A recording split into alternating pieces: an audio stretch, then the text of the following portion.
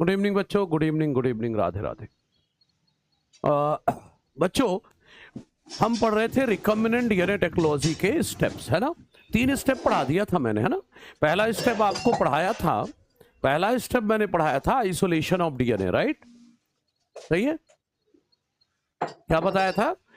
पहला बताया था आइसोलेशन ऑफ डीएनए। दूसरा बताया था, दूसरा क्या बताया था? क्या निकाला था अपन ने? डीएनए को काटा था रेस्ट्रिक्शन एंजाइम से। तीसरा स्टेप जेल इलेक्ट्रोफोरेसिस से हमने डिजायर्ड जीन निकाला था। ठीक है। एनसीईआरटी थ्योरी पढ़ूं या मॉड्यूल की थ्योरी? एनसीईआरटी प्लस नोट्स, बस हो गया, हो जाएगा। एनसीईआरटी प्लस नोट्स पढ़ना है, ठीक है बच्चों। हाँ, कुंभकर्ण जी हाजिर होइए। चलिए आइए बच्चों, तो कुल मिला के पिछली क्लास में मैंने आपको, याद करो, जेल इलेक्ट्रोफोरेसिस के बाद मैंने आपको दिया था कटा हुआ वेक्टर, कटा हुआ वेक्टर दिया था, राइट। और दूसरा डिजायर्ड जीन। इनको जोड़कर हमें बनाना है रिकम्बिनेंट डीएनए। लेकिन सुनो तो, कटा हुआ जो वेक्टर है ना बच्चे, वो आर्टिफिशियल वेक्टर है, पीबीआर 322। तो डब्बे भर रखा हुआ है मेरे पास, वो तो खूब है मेरे पास। लेकिन डिजायर्ड जीन तो बच्चों, डिजायर्ड जीन तो थोड़े से हैं। तो चलो सबसे पहले डिजायर्ड जीन, सबसे पहले डिजायर्ड जीन को चलो एम्पलीफाई कर लें, है ना। प्लाज्मिड को कॉस साइड से जोड़ने का फायदा यह हो जाएगा कि वो प्लाज्मिड जो ब्लंट एंड दे रहा था वो भी स्टिकी एंड देने लगेगा, ठीक है। तो चलो बच्चों, पहले डिजायर्ड जीन को एम्पलीफाई कर लें। कटा हुआ वेक्टर तो खूब सारा है, लेकिन डिजायर्ड जीन थोड़ा सा ही है। चलो एम्पलीफाई करते बाई पीसीआर। आइए देखते हैं। देखो बच्चों, स्टेप का नाम है स्टेप 4। बहुत संभाल के पढ़ना बच्चों, आज टेक्निकल बातें ज्यादा होंगी, तो कमेंटबाजी पे कम रहना, इन चीजों पर ज्यादा ध्यान देना, है ना।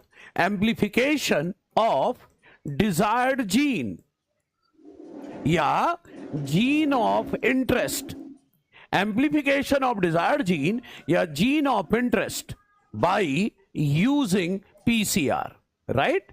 यह बच्चों पांचवा स्टेप, चौथा स्टेप। अब इस चौथे स्टेप में सबसे पहले पीसीआर समझ लेते हैं। पीसीआर का पूरा नाम है बच्चों polymerase chain reaction, polymerase chain reaction. और ये जो पॉलीमरेज चेन रिएक्शन है ना, इसका दूसरा नाम है बच्चों थर्मल साइकिल। क्योंकि आप सबको शायद थोड़ा बहुत पीसीआर पता है। इस पीसीआर में हम, इस पीसीआर में हम क्या करते हैं? पीसीआर में हम आगे टेम्परेचर 94 रखते हैं, फिर 54 रखते हैं, 94, 54, फिर 72, 94, 54, 72, तो लगातार टेम्परेचर चेंज करते हैं। उसी को बोल रहे हैं थर्मल साइक्लिंग। वन शॉट में दोनों चैप्टर नहीं होंगे, आगे फुल लेक्चर देखना होगा, इसके बाद वन शॉट हेल्पफुल होगा, ठीक है। हाँ, तो बच्चों ये जो पीसीआर है, इस टेक्निक को इन्वेंट किया था कैरी म्यूलिस ने। कैरी म्यूलिस ने नोबेल प्राइज भी मिला था, इन्वेंट किया था कैरी म्यूलिस ने, और इसके लिए इन्हें नोबेल प्राइज भी मिला था, ठीक है बच्चों। दूसरी बात, ये जो इंस्ट्रूमेंट यूज होगा ना पीसीआर में, जो इंस्ट्रूमेंट यूज होता है पीसीआर में, उसे कहते हैं थर्मल साइक्लर। अरे मतलब जिसमें थर्मल साइकिल चले उसे क्या बोलते हैं? Thermal cycler. या शॉर्ट में बोलना है तो थर्मो साइक्लर भी बोल सकते, कोई दिक्कत नहीं है, ठीक है बच्चों। जो पीसीआर है इसे मैं बोलता हूं क्या कि इट इज ऑटोमेटेड। ऑटोमेटेड मतलब ऑटोमेटिक काम करेगा, ऑटोमेटेड रैपिड फास्ट काम करेगा। ऑटोमेटेड रैपिड टेक्नोलॉजी है ये of in vitro DNA amplification, of in vitro समझते हैं ना, टेस्ट ट्यूब में डीएनए एम्प्लीफिकेशन। फिर से बोल देता हूं, पीसीआर एक ऑटोमेटिक रैपिड मतलब तेज, बहुत तेज काम करती है, टेक्नोलॉजी है इन विट्रो डीएनए रेप्लिकेशन की। ठीक है बच्चों, तो ये पीसीआर किस पर बेस्ड है? पीसीआर दो चीजों पर बेस्ड है बच्चों। पहला, पीसीआर इस बात पर बेस्ड है कि टेस्ट ट्यूब में डीएनए रेप्लिकेशन कराया जा सकता है, मतलब इन विट्रो डीएनए रेप्लिकेशन हो सकता है, और क्योंकि इन विट्रो रेप्लिकेशन हो सकता है डीएनए का, तभी तो आप पीसीआर करा रहे हो। सही है। बाकी कमेंट बच्चों आप क्लास के एंड में करिएगा, है ना शिवांगी, ये बात बाद में कर लेंगे, अभी फोकस करें। पीसीआर बेस है बच्चों इन विट्रो डीएनए रेप्लिकेशन पर। तो जब टेस्ट ट्यूब में डीएनए रेप्लिकेशन पॉसिबल है तभी तो ये कर पा रहे। ऑटोमेटेड मतलब ऑटोमेटिक काम करता है, ठीक है, ऑटोमेटिक। ठीक है, दूसरा बच्चों, डीएनए में प्रॉपर्टी होती है डीनेचुरेशन और रीनेचुरेशन की। आप सबको पता है डीएनए को हीट करते हैं तो डीएनए के दोनों स्ट्रैंड अलग हो जाते हैं, इसे डीनेचुरेशन कहते हैं, और ठंडा करते हैं तो डीएनए के दोनों स्ट्रैंड जुड़ जाते हैं, रीनेचुरेशन। सही है। अच्छा, तो पीसीआर इसलिए कर पा रहे क्योंकि टेस्ट ट्यूब में डीएनए रेप्लिकेशन पॉसिबल है, प्लस उसमें डीनेचुरेशन रीनेचुरेशन की प्रॉपर्टी है। ठीक है बच्चों, और दूसरा, ये तो बेसिक आइडिया दे रहा हूं मैं पीसीआर का। ठीक है, अब अगली बात करता हूं मैं, अरे लास्ट में टाइम दे दूंगा भाई, आज आखिरी नहीं है क्लास, अभी यही है ना। तो सुनिए पीसीआर क्यों, कैसे, और सुनिए मैं बात कर रहा हूं, ये जो पीसीआर है इसमें 3 मेन स्टेप्स होते हैं बच्चों, 3 मेन स्टेप्स होते हैं। कौन कौन से? पहला होता है डीनेचुरेशन, जिसे हम जनरली 94 डिग्री सेल्सियस पर करते हैं। दूसरा है एनलिंग, पढ़ेंगे ये सब क्या है, पढ़ेंगे अभी अगली स्लाइड में। एनलिंग जिसे हम 54 डिग्री सेल्सियस पर करते हैं, लगभग रेंज लेना है तो 50 से 60 डिग्री, अप्रॉक्स 54। तीसरा है एक्सटेंशन, एक्सटेंशन बच्चों हम 72 डिग्री पर करते हैं, पढ़ेंगे ये सब अगली स्लाइड में। अभी मैं ये बता रहा हूं बच्चों, देखिए, हाँ ठीक है, तो डीनेचुरेशन, एनलिंग, एक्सटेंशन, 3 पार्ट में डीएनए का एम्प्लीफिकेशन होता है पीसीआर से, है ना। पीसीआर से हम क्या करना चाह रहे हैं, वो डिजायर्ड जीन को एम्प्लीफाई करना चाह रहे हैं ताकि डिजायर्ड जीन काफी सारी हो जाए हमारे पास। सही है। अच्छा, तो ये तो बात हो गई। अब बात आती है कि ये जो थर्मोसाइक्लर मशीन है ना, जो पीसीआर मशीन है, वो सब काम खुद करेगी, automatic. PCR machine automatically DNA को एम्प्लीफाई करेगी, बिल्कुल करेगी। आपको क्या करके देना है, रॉ मटेरियल भर के देना है। एक ट्यूब में रॉ मटेरियल रख दो, बाकी काम मशीन खुद करेगी ऑटोमेटिक तरीके से। तो ट्यूब में क्या क्या डालूंगा, तो आइए देखते हैं बच्चों। जो यहां ट्यूब यूज होती है उसमें एक फ्लैप भी लगा होता है, जब रॉ मटेरियल भर दो तो फ्लैप बंद कर दिया जाता है। ये ट्यूब का नाम है एपेंडोर्फ ट्यूब। क्या बोलते हैं, एपेंडोर्फ ट्यूब। क्या करना चाह रहे हो, डिजायर्ड जीन की कॉपी बनाना चाह रहे हो, तो डालो यहां पर डिजायर्ड जीन। पहली चीज क्या डालोगे, डिजायर्ड जीन, डिजायर्ड जीन डाल दो। आगे डिजायर्ड जीन, क्या रॉ मटेरियल देना है अभी दिख जाएगा। एक तो डिजायर्ड जीन डालो, फिर अरे नया डीएनए बनाने के लिए न्यूक्लियोटाइड भी तो देने पड़ेंगे डीएनए वाले, न्यूक्लियोटाइड्स भी तो देने पड़ेंगे डीएनए वाले। अरे वही डीएनए रेप्लिकेशन में पढ़ते हैं ना, deoxy adenosine triphosphate, deoxy guanosine triphosphate, deoxy cytidine triphosphate, deoxy thymidine triphosphate. DNA के न्यूक्लियोटाइड देना पड़े। एम्प्लीफाई मतलब मल्टीप्लाई करना, हिंदी में प्रवर्धन, ठीक है, मल्टीप्लाई करना। तो देखो डिजायर्ड जीन दे दिया, डीएनए बनाने के लिए जो रॉ मटेरियल चाहिए वो दे देंगे। अरे प्राइमर भी तो देना होगा। जिन लोगों ने ये मॉलिक्यूलर बेसिस का रेप्लिकेशन टॉपिक देख लिया है उन्हें पता है, जिन्हें नहीं पता है वो देखें जल्दी, लेक्चर, अब दिवाली भी आ रही है, कंप्लीट करें, क्योंकि अगले माइनर में डीएनए ये जो पूरा मॉलिक्यूलर बायो है वो मैं दूंगा टेस्ट में, माइनर में। ठीक है, तो मैं ये बोल रहा हूं कि प्राइमर चाहिए होता है। लेकिन बच्चों हमारी सेल में बहुत अलर्ट रहने वाली बात बता रहा हूं, हमारी सेल में कोई ऐसी एंजाइम नहीं है जो डीएनए बनाना शुरू कर दे। तो याद है आरएनए प्राइमर बनता था, क्या बनता था? RNA primer. लेकिन यहां तो मुझे बना के डालना है, तो मैं आरएनए प्राइमर नहीं डालूंगा, मैं डीएनए प्राइमर डालूंगा। अरे भाई आरएनए अगर बना भी दोगे, आरएनए लग जाएगा, बाद में आरएनए हटाओगे। प्राइमर के साथ हमने क्या किया था अपनी बॉडी में? आगे प्राइमर हटाएंगे, फिर उसकी जगह डीएनए लगाओगे। इससे अच्छा भाई डीएनए ही लगाओ, ठीक है?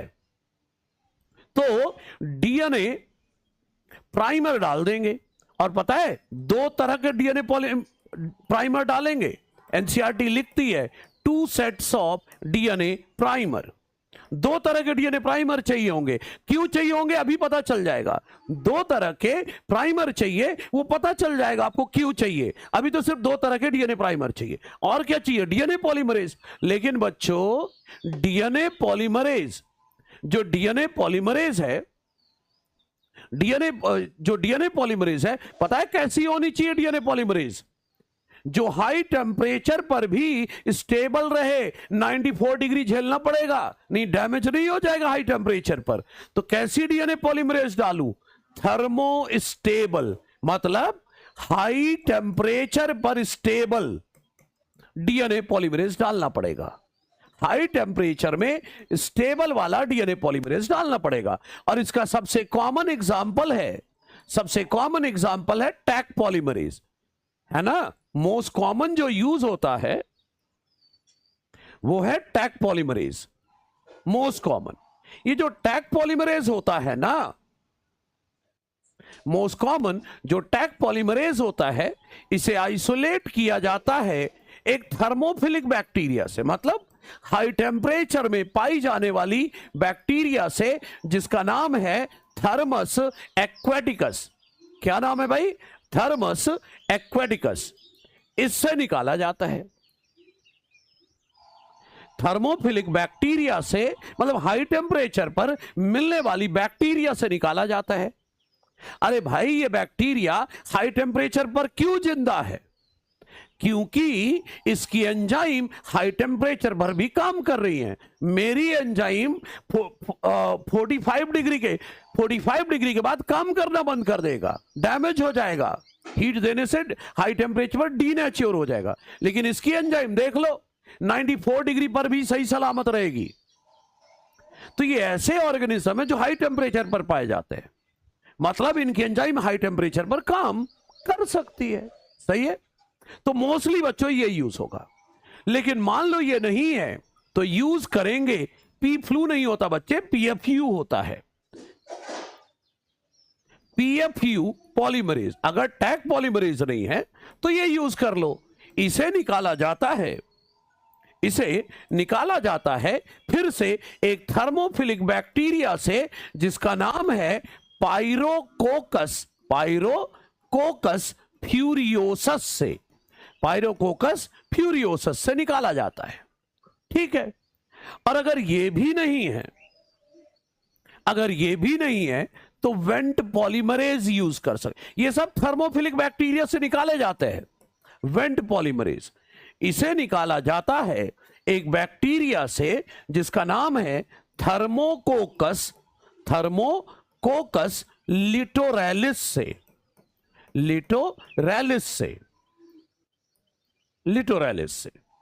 ये सब थर्मोफिलिक बैक्टीरिया से निकाले जाते हैं। सही है? अच्छा, 3 तरह के मैंने डीएनए पॉलीमरेज बता दिए जो हाई टेम्परेचर से निकाले जाते हैं। 3 में से कोई भी यूज कर सकते हो। सबसे कॉमन जो यूज होता है वो है टैक पॉलीमरेज। तो फिर से सुनो, ट्यूब में क्या क्या रखना है? जिस जीन को मल्टीप्लाई कराना है वो डीएनए के न्यूक्लियोटाइड, उसी की मदद से डीएनए बनेगा नया। 2 तरह के प्राइमर, क्यों अभी पता चल जाएगा। और टैक पॉलीमरेज डाल दो, कोई एक डालना है, टैक पॉलीमरेज डाल। फ्लैप बंद करो और पीसीआर मशीन में डाल दो। पीसीआर मशीन में रख दो और ऑन कर दो। बाकी काम वो मशीन खुद करेगी। सही है? उतना काम वो मशीन खुद करेगी। सही है? वो है ना 94, 54, 72, वही सब करेंगे। ठीक है? तो चलो देखते हैं कि पीसीआर मशीन में इस डिजायर जीन के साथ क्या होगा। वही 94, 54, 72। ठीक है? तो चलो आ जाओ देखते हैं। पीसीआर कैसे होता है। तो देखो, मान लो ये डीएनए है, ये डीएनए है डबल स्ट्रैंडेड, ऊपर वाला स्ट्रैंड 5 से 3 है मान लो, नीचे वाला 3 से 5 है। ये डीएनए है बच्चों, डिजायर्ड जीन है भाई, ये double stranded DNA desired gene है ये। इसी को तो एम्पलीफाई करना है, मल्टीप्लाई करना है। तो सबसे पहले हम हीट देंगे इसको, अरे वही 94 डिग्री सेल्सियस टेम्परेचर देंगे। तो क्या हो जाएगा, डीएनए के दोनों स्ट्रैंड अलग हो जाएंगे और इसी को कहते हैं डीनेचुरेशन। देख लो, डीएनए के दोनों स्ट्रैंड अलग हो गए, एक स्ट्रैंड 5 से 3, दूसरा स्ट्रैंड 3 से 5। लो, हो गया डीनेचुरेशन, पहला स्टेप हो गया। सही है, ठीक है। इसके बाद अब क्या करना है, देखो डीएनए है ये, है ना, डीएनए के दोनों स्ट्रैंड अलग हो चुके हैं। ये ऐसे डीएनए के दोनों स्ट्रैंड अलग हो चुके हैं। सही है, नॉर्मल बैक्टीरिया है श्रवण, नॉर्मल है, ठीक है। अब अगला स्टेप है 54 डिग्री पर करना है अपन को, 54 डिग्री सेल्सियस पर क्या कराना है, एनेलिंग। पता है एनेलिंग का मतलब क्या है? एनेलिंग का मतलब है, देखो अगर आपने ये चैप्टर पढ़ रखा है तो आपको पता है डीएनए बने या आरएनए बने, सब 5 से 3 बनते हैं। किस डायरेक्शन में बनते हैं डीएनए आरएनए? 5 से 3 डायरेक्शन में। तो देखो ना, ये 3 है, बनाना 5 से 3 है, अरे तो 3 के नीचे 5 होगा ना, तब ना 5 से 3 बनेगा। जैसे यहां 3 के नीचे 5 था, तो अभी तो ये खाली जगह है 3 के नीचे, लेकिन जब बनेगा तो 3 के नीचे 5, 5 से 3 बनेगा। तो देखो मामला ये है, एनेलिंग का मतलब क्या है वो मैं लिख दूंगा थोड़ी देर में, आगे आप समझो। देखो बच्चों, एनेलिंग समझा रहा हूं, ये 5 से 3 वाला स्ट्रैंड, ये 3 से 5 वाला स्ट्रैंड, ये दोनों, ठीक। ये डीएनए के न्यूक्लियोटाइड है, ये ऐसे डीएनए के न्यूक्लियोटाइड है, ठीक है। अब क्या होगा, प्राइमर जोड़ा जाएगा। क्या जोड़ा जाएगा? प्राइमर। अब प्राइमर बच्चों बताया था ना, 2 तरह के प्राइमर है, 3 के नीचे 5 है, 5 से 3 लगा दो प्राइमर, 5 से 3 लगा दो प्राइमर, ठीक है। और ये 3 के ऊपर 5 है, 5 से 3 लगा दो प्राइमर, ये लग गया प्राइमर। तो एनेलिंग का मतलब है, देखो ना, जो सिंगल स्ट्रैंडेड डीएनए है, जो सिंगल स्ट्रैंडेड डीएनए है, उसके 3' एंड से आकर जुड़ गया प्राइमर। तो एनेलिंग क्या है? अटैचमेंट ऑफ प्राइमर, प्राइमर को जोड़ना। कहां जोड़ रहे हो? At 3' end of single stranded DNA. जो सिंगल स्ट्रैंडेड डीएनए था उसके 3' एंड से ही तो जोड़ा है, जो सिंगल स्ट्रैंडेड डीएनए था उसके 3' एंड से ही प्राइमर जुड़ जाएगा। सही है। तो ये देखो, 3 के नीचे 5, 5 से 3 बन गया प्राइमर, और इधर देखो 3 के ऊपर 5, 5 से 3 जुड़ गया प्राइमर। तो प्राइमर जुड़ेगा, डीएनए का छोटा सा टुकड़ा। अब बात आई, सर 2 तरह के प्राइमर क्यों? देखो भाई, देखो, मान लो यहां पर डीएनए में था AGCT, तो प्राइमर में क्या लगा होगा? T के सामने A, C के सामने G, G के सामने C, A के सामने T। प्राइमर का सीक्वेंस देख रहे हो, AGCT। लेकिन इधर तो GCAG है, GCAG अगर है तो फिर G के सामने C, C के सामने G, A के सामने T, G के सामने C, ऐसे ही कुछ होगा ना। देख रहे हो, सीक्वेंस अलग है। मैं ये कह रहा हूं सीक्वेंस अलग है भाई। ओह सॉरी, देखो तो सीक्वेंस अलग है ना। अरे भाई, यहां का डीएनए का सीक्वेंस, यहां का डीएनए का सीक्वेंस दोनों अलग है, तो उनका जो कॉम्प्लीमेंट्री लगेगा वो भी तो अलग होगा ना। इसीलिए हाँ, लीडिंग लैगिंग कुछ नहीं होने वाला, क्योंकि पूरा डीएनए खुला हुआ है, ठीक है।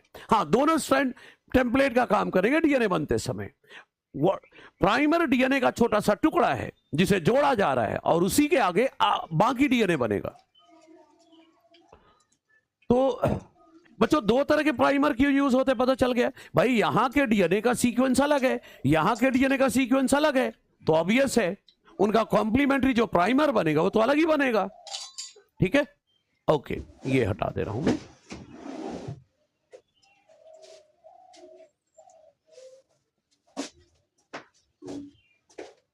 ठीक है, तो ये है प्राइमर का जुड़ना। प्राइमर हो गया, प्राइमर हमने डाला था भाई। क्या कर रहा है, पिछले स्लाइड में ये देख, हमने दो तरह के डीएनए प्राइमर डाले थे, डीएनए प्राइमर वो भी, तो प्राइमर तो जुड़ गया भाई। ये क्या है, डीएनए प्राइमर जोड़ दिए गए, यही है एनेलिंग।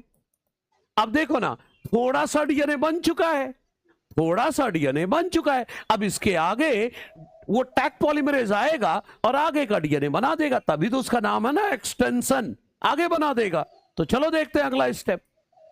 अगला स्टेप है एक्सटेंशन 72 डिग्री सेल्सियस। यही वो स्टेप है जहां पर एंजाइम की जरूरत पड़ती है, टैग पॉलीमरेज। और वो जो न्यूक्लियोटाइड डाले थे याद है, डीएटीपी, डीजीटीपी, डीसीटीपी, डीटीटीपी, अरे डीऑक्सीराइबो न्यूक्लियोटाइड भाई। यही तो है तीसरा स्टेप जिसे हमने नाम दिया है, जिसे हमने नाम दिया है क्या, एक्सटेंशन। तो अगला स्टेप देखने जा रहे हैं जिसका नाम है एक्सटेंशन। आ जाओ देखते हैं स्टेप थर्ड। अरे कुछ नहीं यार, जितना बना है उसके आगे जोड़ दो, बस हो गया। अरे डीएनटीपी वही है भाई, डीऑक्सीराइबो न्यूक्लियोसाइड ट्राइफॉस्फेट, वही है ये डीऑक्सीराइबो न्यूक्लियोटाइड जिन्हें कह रहा हूं, सही है। तो देखो अब फिर से आगे देखते हैं। देखो मामला क्या है, देखो आगे डीएनए बनने वाला है। ऐसा करता हूं, अगली स्लाइड में ले जाता हूं, ठीक है। आओ देखो, ये ऐसे था पिछली स्लाइड में, ये 5 से 3 था और ये 3 से 5 था, सही है। यहां पर प्राइमर जोड़ चुके थे हम। देखो जरा एक बार रिकैप कर लेंगे, कोई दिक्कत नहीं है ना। वैसे जिन्होंने डीएनए रेप्लिकेशन पढ़ लिया ना, उनको, उनके लिए तो ये बिल्कुल हलवा टाइप का है, कुछ नहीं है। तो आगे मैंने बोला प्राइमर जुड़ेगा भाई, डीएनए प्राइमर जुड़ गया था 5 से 3, है ना। यहां भी 5 से 3 प्राइमर जुड़ गया था, 5 से 3 प्राइमर जुड़ गया था।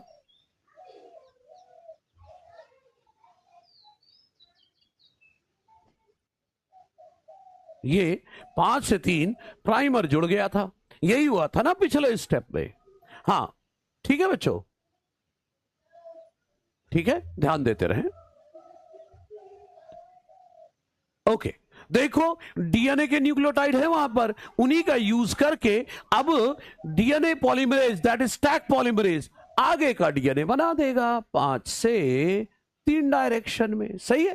5 से 3 डायरेक्शन में बना देगा। लो बन गया डीएनए, सही है। 1 से बन गया 2 डीएनए, इसी तरह इधर भी 5 से 3 बन गया डीएनए।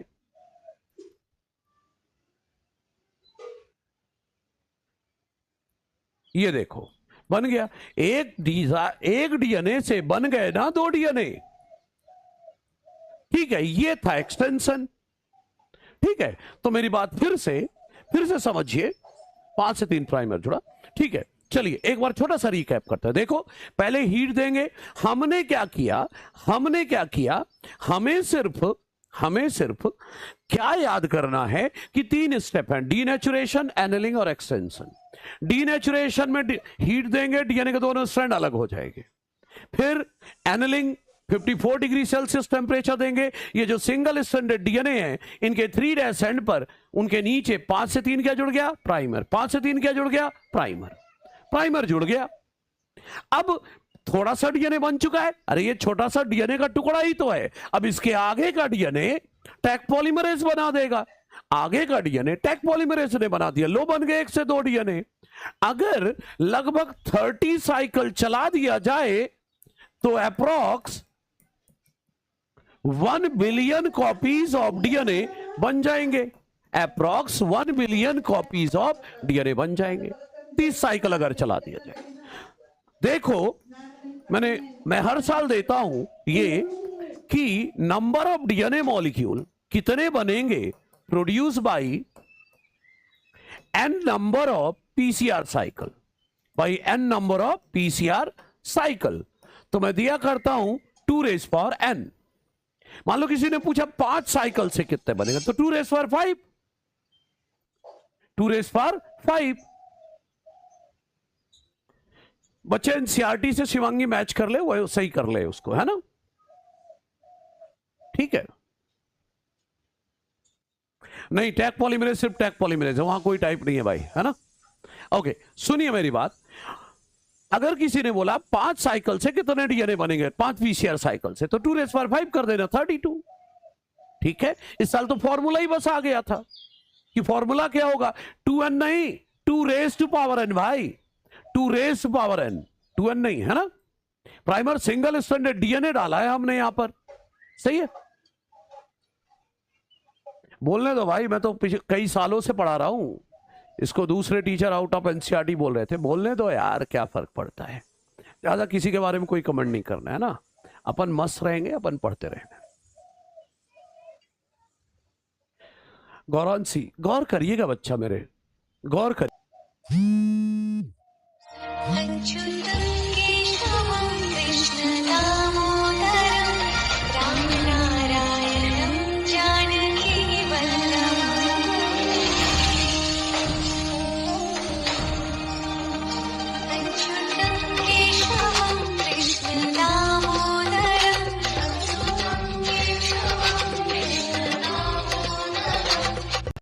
डालू ना, ताकि एक बार लग गया तो लग गया, दोबारा जोड़ने की जरूरत ना पड़े। ठीक है। हाँ,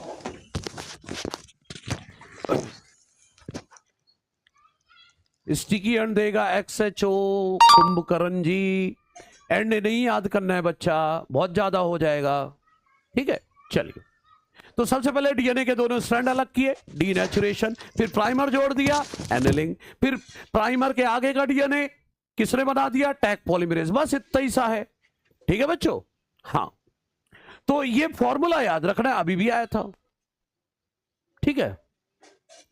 तो बच्चों पीसीआर हो गया। कुल मिला के अब हमारे पास डिजायर्ड जीन की कॉपी आ गई, डिजायर्ड जीन की मल्टीपल कॉपी आ गई। अरे तो कौन झमेला पालेगा शिवम कुमार, टेस्ट ट्यूब में कौन बार बार डालेगा?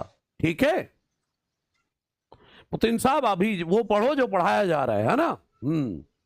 तो बच्चों ये तो हो गया, ये तो हो गया। स्टेप 4 हो गया, डिजायर्ड जीन, डिजायर्ड जीन की मल्टीपल कॉपी। ठीक है। अब सुनो मेरी बात, डिजायर्ड जीन की मल्टीपल कॉपी मेरे पास हो चुकी है। ठीक है। अब हमें याद है कटा हुआ वेक्टर डिजायर्ड जीन भी खूब हो गई। अब दोनों को लाओ और डीएनए लाइगेज से जोड़ दो, बन जाएगा। हाँ, तो साइड नहीं याद करना है कुंभकर्ण, सिर्फ स्टिकी या ब्लंट एंड, बस वो याद करना है, मॉड्यूल के क्वेश्चन में है ना। तो सुनो, हाँ, टैग पॉलीमरेज को डीएनए पॉलीमरेज बोलो ना, एग्जाम्पल ऑफ डीएनए पॉलीमरेज है वो। ठीक है ना।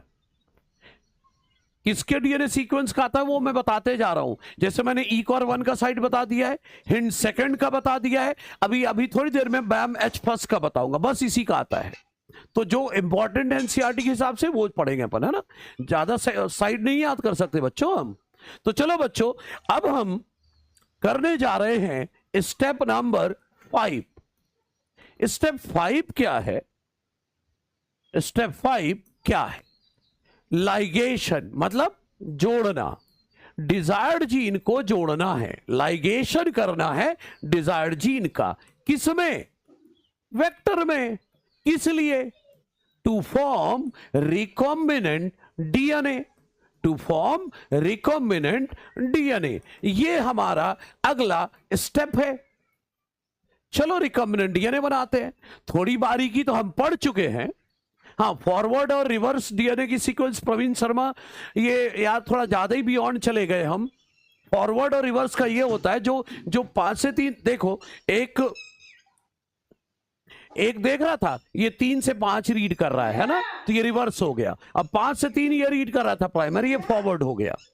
जो 5 से 3 वो फॉरवर्ड, जो 3 से 5 है वो रिवर्स प्राइमर। लेकिन जरूरत नहीं बच्चे, बियॉन्ड जाने का कोई फायदा नहीं है, जितना जरूरत है उतना बता दिया बच्चा, है ना। एनसीईआरटी ने 2 सेट्स बोला है, 2 सेट्स बोलो बस हो गया, है ना। पीसीआर मल्टीपल कॉपी बना दे रहा है, लेकिन प्रोटीन थोड़ी ना बनाएगा भाई। जीन क्लोनिंग के 2 तरीके हैं, पीसीआर से भी करा सकते हो और होस्ट सेल से भी करा सकते हो, अपनी मर्जी। और डिजायर्ड जीन को ही कॉपी करा था, मशीन में डिजायर्ड जीन का टुकड़ा ही तो डाला था ट्यूब में। अब मल्टीपल कॉपी हो गई, ट्यूब खाली कर लो, हो गया। हाँ बिल्कुल अलग है थोड़ा। तो चलिए बच्चों, डिजायर्ड जीन और वेक्टर को जोड़ते हैं। देखो भाई, सावधान रहें, सतर्क रहें। आइए देखते हैं। मैं ये बोल रहा हूं बच्चों, मैं ये बोल रहा हूं, गौर करिएगा, ये है, अरे वही जो शुरुआत में पढ़ाया नहीं था वही है। ये डीएनए है जिसमें डिजायर्ड जीन है, ये डीएनए है जिसमें डिजायर्ड जीन है। वो पहला रिकम्बिनेंट डीएनए कहानी समझाई थी, वो है ये DNA having desired gene, right. और मान लो कि ये पीबीआर 322 वेक्टर है, पीबीआर 322 वेक्टर है, प्लाज्मिड वेक्टर, सही है।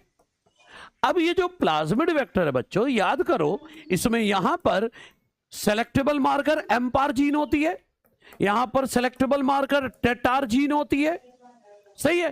और टेटार जीन में याद है, यहां पर बैम एच फर्स्ट से कटने की साइट होती है, बैम एच फर्स्ट से कटने की साइट होती है,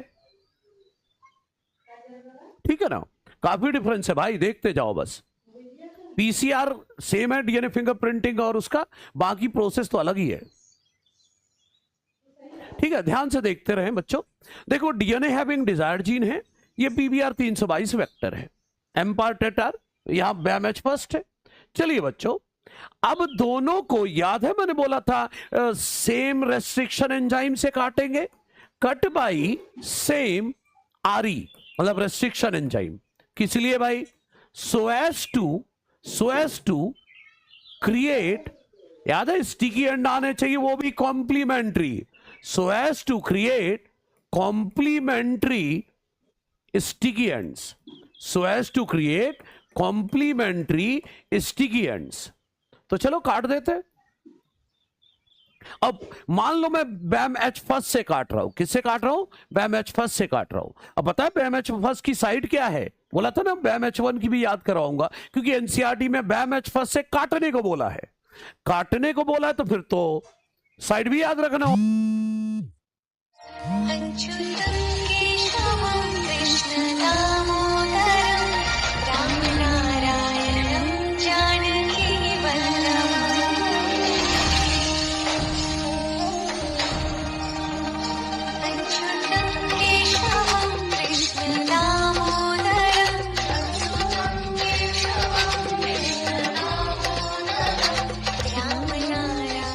मान लो ये ऐसे कटा, ये ऐसे, याद है स्टिकी एंड्स आ जाते हैं, कॉम्प्लीमेंट्री वो भी। और ये जो वेक्टर है ये भी ऐसे कटा है, सही है, कट चुके हैं भाई। ये तो पहले ही पढ़ चुके ना हम, ये तो हम पहले ही पढ़ चुके हैं भाई। सिंपल है, कटा हुआ वेक्टर और डिजायर्ड जीन मेरे पास पहले से है, पहले से है, पिछले स्टेप से, बस इनको जोड़ना है ताकि रिकॉम्बिनेंट डीएनए बन जाए। किसका किसका साइड याद करना है, बता चुका हूं बच्चे। ईक और फर्स्ट का, ईक और फर्स्ट का, हिंड सेकंड का, ईक और फर्स्ट, हिंड सेकंड का, और बैम एच फर्स्ट का, सही है। हाँ, तो बच्चों चलो इनको जोड़ते हैं, इनको जोड़ते हैं। तो डीएनए लाइगेज से जोड़ो, डीएनए लाइगेज से जोड़ो। तो बच्चों डीएनए लाइगेज से जब जोड़ोगे ना, तो दो बातें होंगी, दो बातें हो सकती है। नहीं यहां नहीं, रुक जाओ, मैं थोड़ा सा मॉडिफाई करता हूं लोकेशन यहां पर।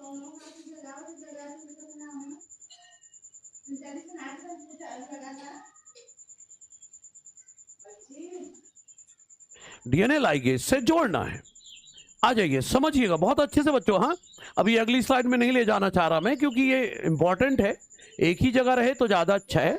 डीएनए लाइगेज से जोड़ता हूं। डीएनए लाइगेज से जब जोड़ेंगे बच्चे तो दो संभावनाएं हैं, दो पॉसिबिलिटी है। क्या क्या पॉसिबिलिटी है उस पर बात करते हैं। दो पॉसिबिलिटी है, ठीक है, ध्यान दीजिएगा। मैं दोनों को डीएनए लाइगेज से जोड़ रहा हूं। जब दोनों को जोड़ता हूं तो दो संभावनाएं। देखो, एक संभावना यह है कि यह कटा हुआ वेक्टर है, खुला हुआ, हो सकता है ये फिर से डीएनए लाइगेज पाकर जुड़ जाए, सेल्फ लाइगेशन, खुद से जुड़ जाए, खुला हुआ सर्कल फिर से बंद हो जाए। तो ऐसा भी तो हो सकता है। अगर बच्चों ऐसा हो गया तो फिर तो एम्पार जीन को कुछ नहीं हुआ है, सही सलामत है। टेटार जीन भी सही सलामत है। अगर ये खुद से ही जुड़ गया तो इसे बोलो बच्चों नॉन रिकॉम्बिनेंट डीएनए। क्या बोलो? Non recombinant DNA. क्या बोलेंगे? Non recombinant DNA. Non recombinant DNA. और नॉन रिकॉम्बिनेंट डीएनए में एम्पार जीन भी एक्टिव है और टेटार जीन भी एक्टिव है। बहुत ध्यान से बच्चों देखो, मेरी बात ध्यान से समझो। जब आपने वेक्टर को कट किया था तो याद है आपको एम्पार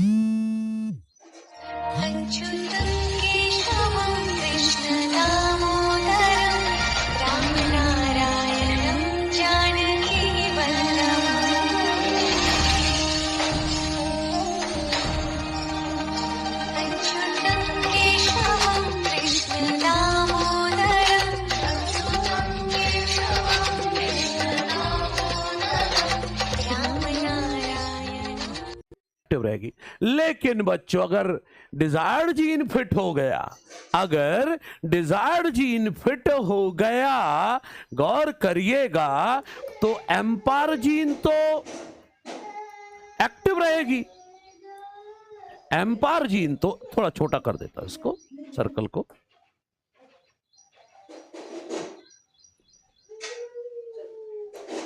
देखो, ये देखो, एम्पार जीन तो एक्टिव थी, रहेगी, उसे तो कुछ हुआ ही नहीं है। लेकिन बच्चों याद करो, ये टेटार जीन थी, ये टेटार जीन थी। टेटार जीन के बीचों बीच आपने फिट कर दिया है डिजायर्ड जीन।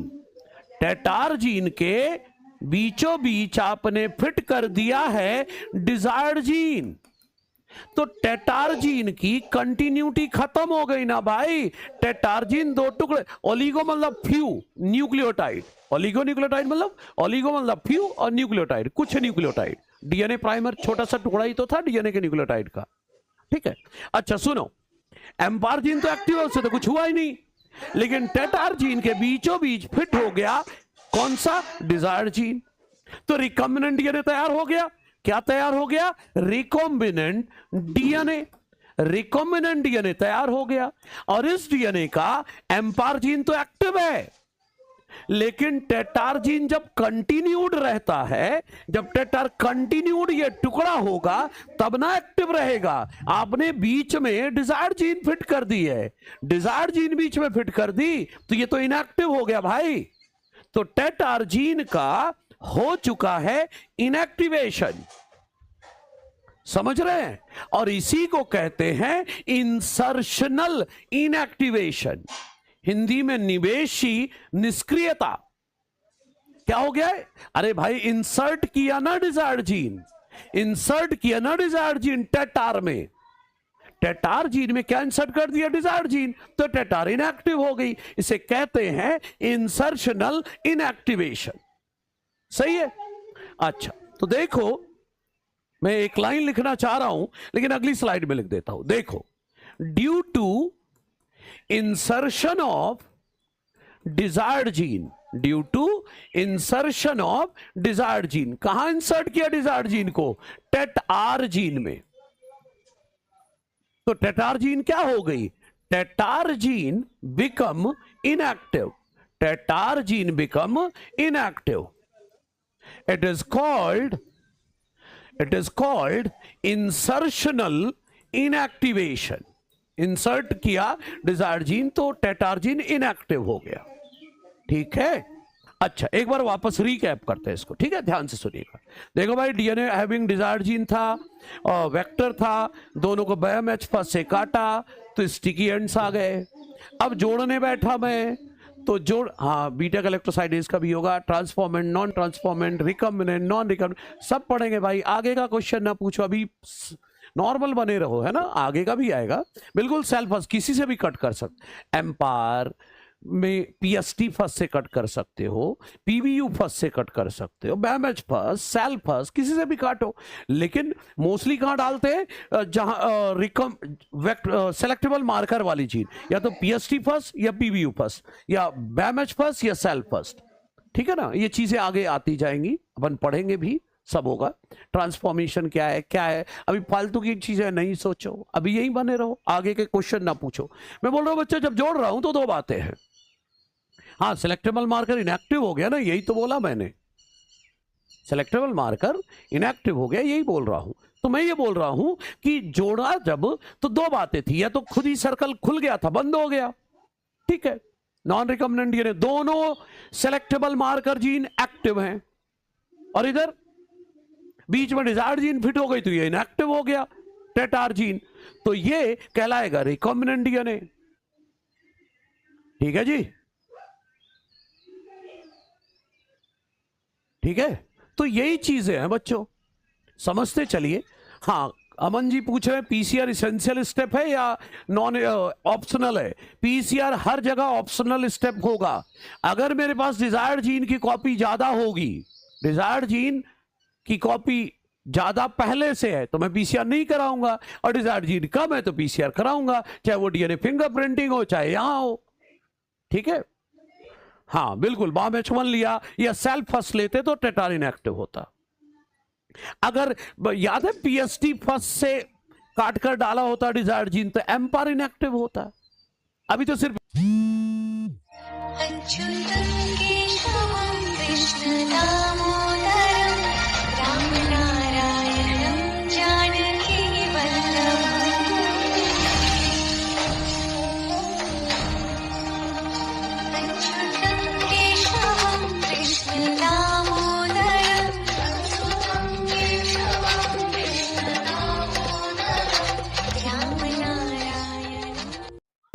सिक्स पढ़ते हैं, रिकम्बिनेंट डीएनए तैयार हुआ है।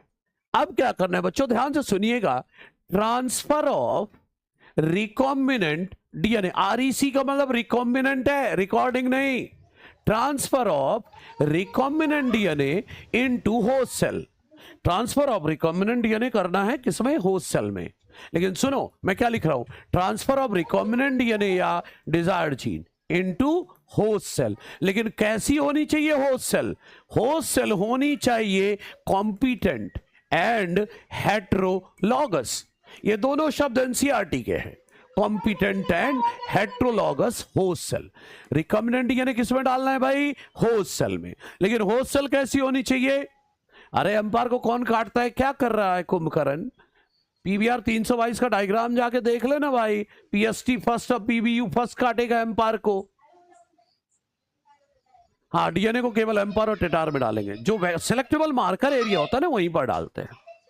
बिल्कुल स्टेराइल एनवायरनमेंट होगा तभी बात बनेगी। BAM-H1 सेल फर्स्ट से भी काटोगे तो सेम रिजल्ट आएगा। हाँ, डीएनए को एम्पायर या टेटार में डालेंगे, पीबीआर 322 यूज कर रहे हो तो। किसी और में डालोगे तो आप रिकम्बिनेंट बैक्टीरिया नहीं खोज पाओगे, देखेंगे अभी, है ना। अरे बिलियन कॉपी नहीं बनाई है भाई हमने, लिमिटेड बनाई है खुशी, ठीक है ना। वो तो बताया गया है कि 30 साइकिल चला दे तो 2⁻30 तो बिलियन कॉपीज हो जाएंगी, है ना। ठीक है, आइए बच्चों अब ध्यान से सुनिएगा मेरी बात। रिकम्बिनेंट डीएनए ट्रांसफर करने जा रहे हैं होस्ट सेल में, लेकिन होस्ट सेल कैसी होनी चाहिए, कॉम्पिटेंट एंड हेट्रोलॉगस। तो सबसे पहले ये समझो कॉम्पिटेंट होस्ट सेल क्या होता है, हेट्रोलॉगस होस्ट सेल क्या होता है, आगे वो समझो, समझिए आगे फिर प्रोसेस आएगी। सुनिए बच्चे, वो होस्ट सेल जिसमें बाहरी डीएनए लेने की एबिलिटी है, जिस सेल में बाहरी डीएनए लेने की एबिलिटी है उसे बोलते हैं कॉम्पिटेंट। उसे क्या बोलते हैं, कॉम्पिटेंट। और अगर वो कॉम्पिटेंट नहीं है, बाहर से अरे डिजायर्ड जीन का नाम है भाई, डिजायर्ड जीन को ही जीन ऑफ इंटरेस्ट कहते हैं। क्या कर रहे हो यार तुम लोग, लेक्चर अच्छे से देखो। मैं फिर से बोलता हूं, ध्यान से सुनिए।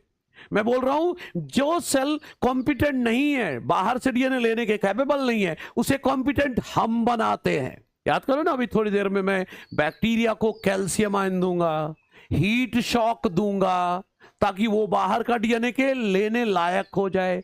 कॉम्पिटेंट समझ में आ गया? कॉम्पिटेंट का क्या मतलब है आगे वो लिख लेते हैं। देखो, कॉम्पिटेंट का मतलब है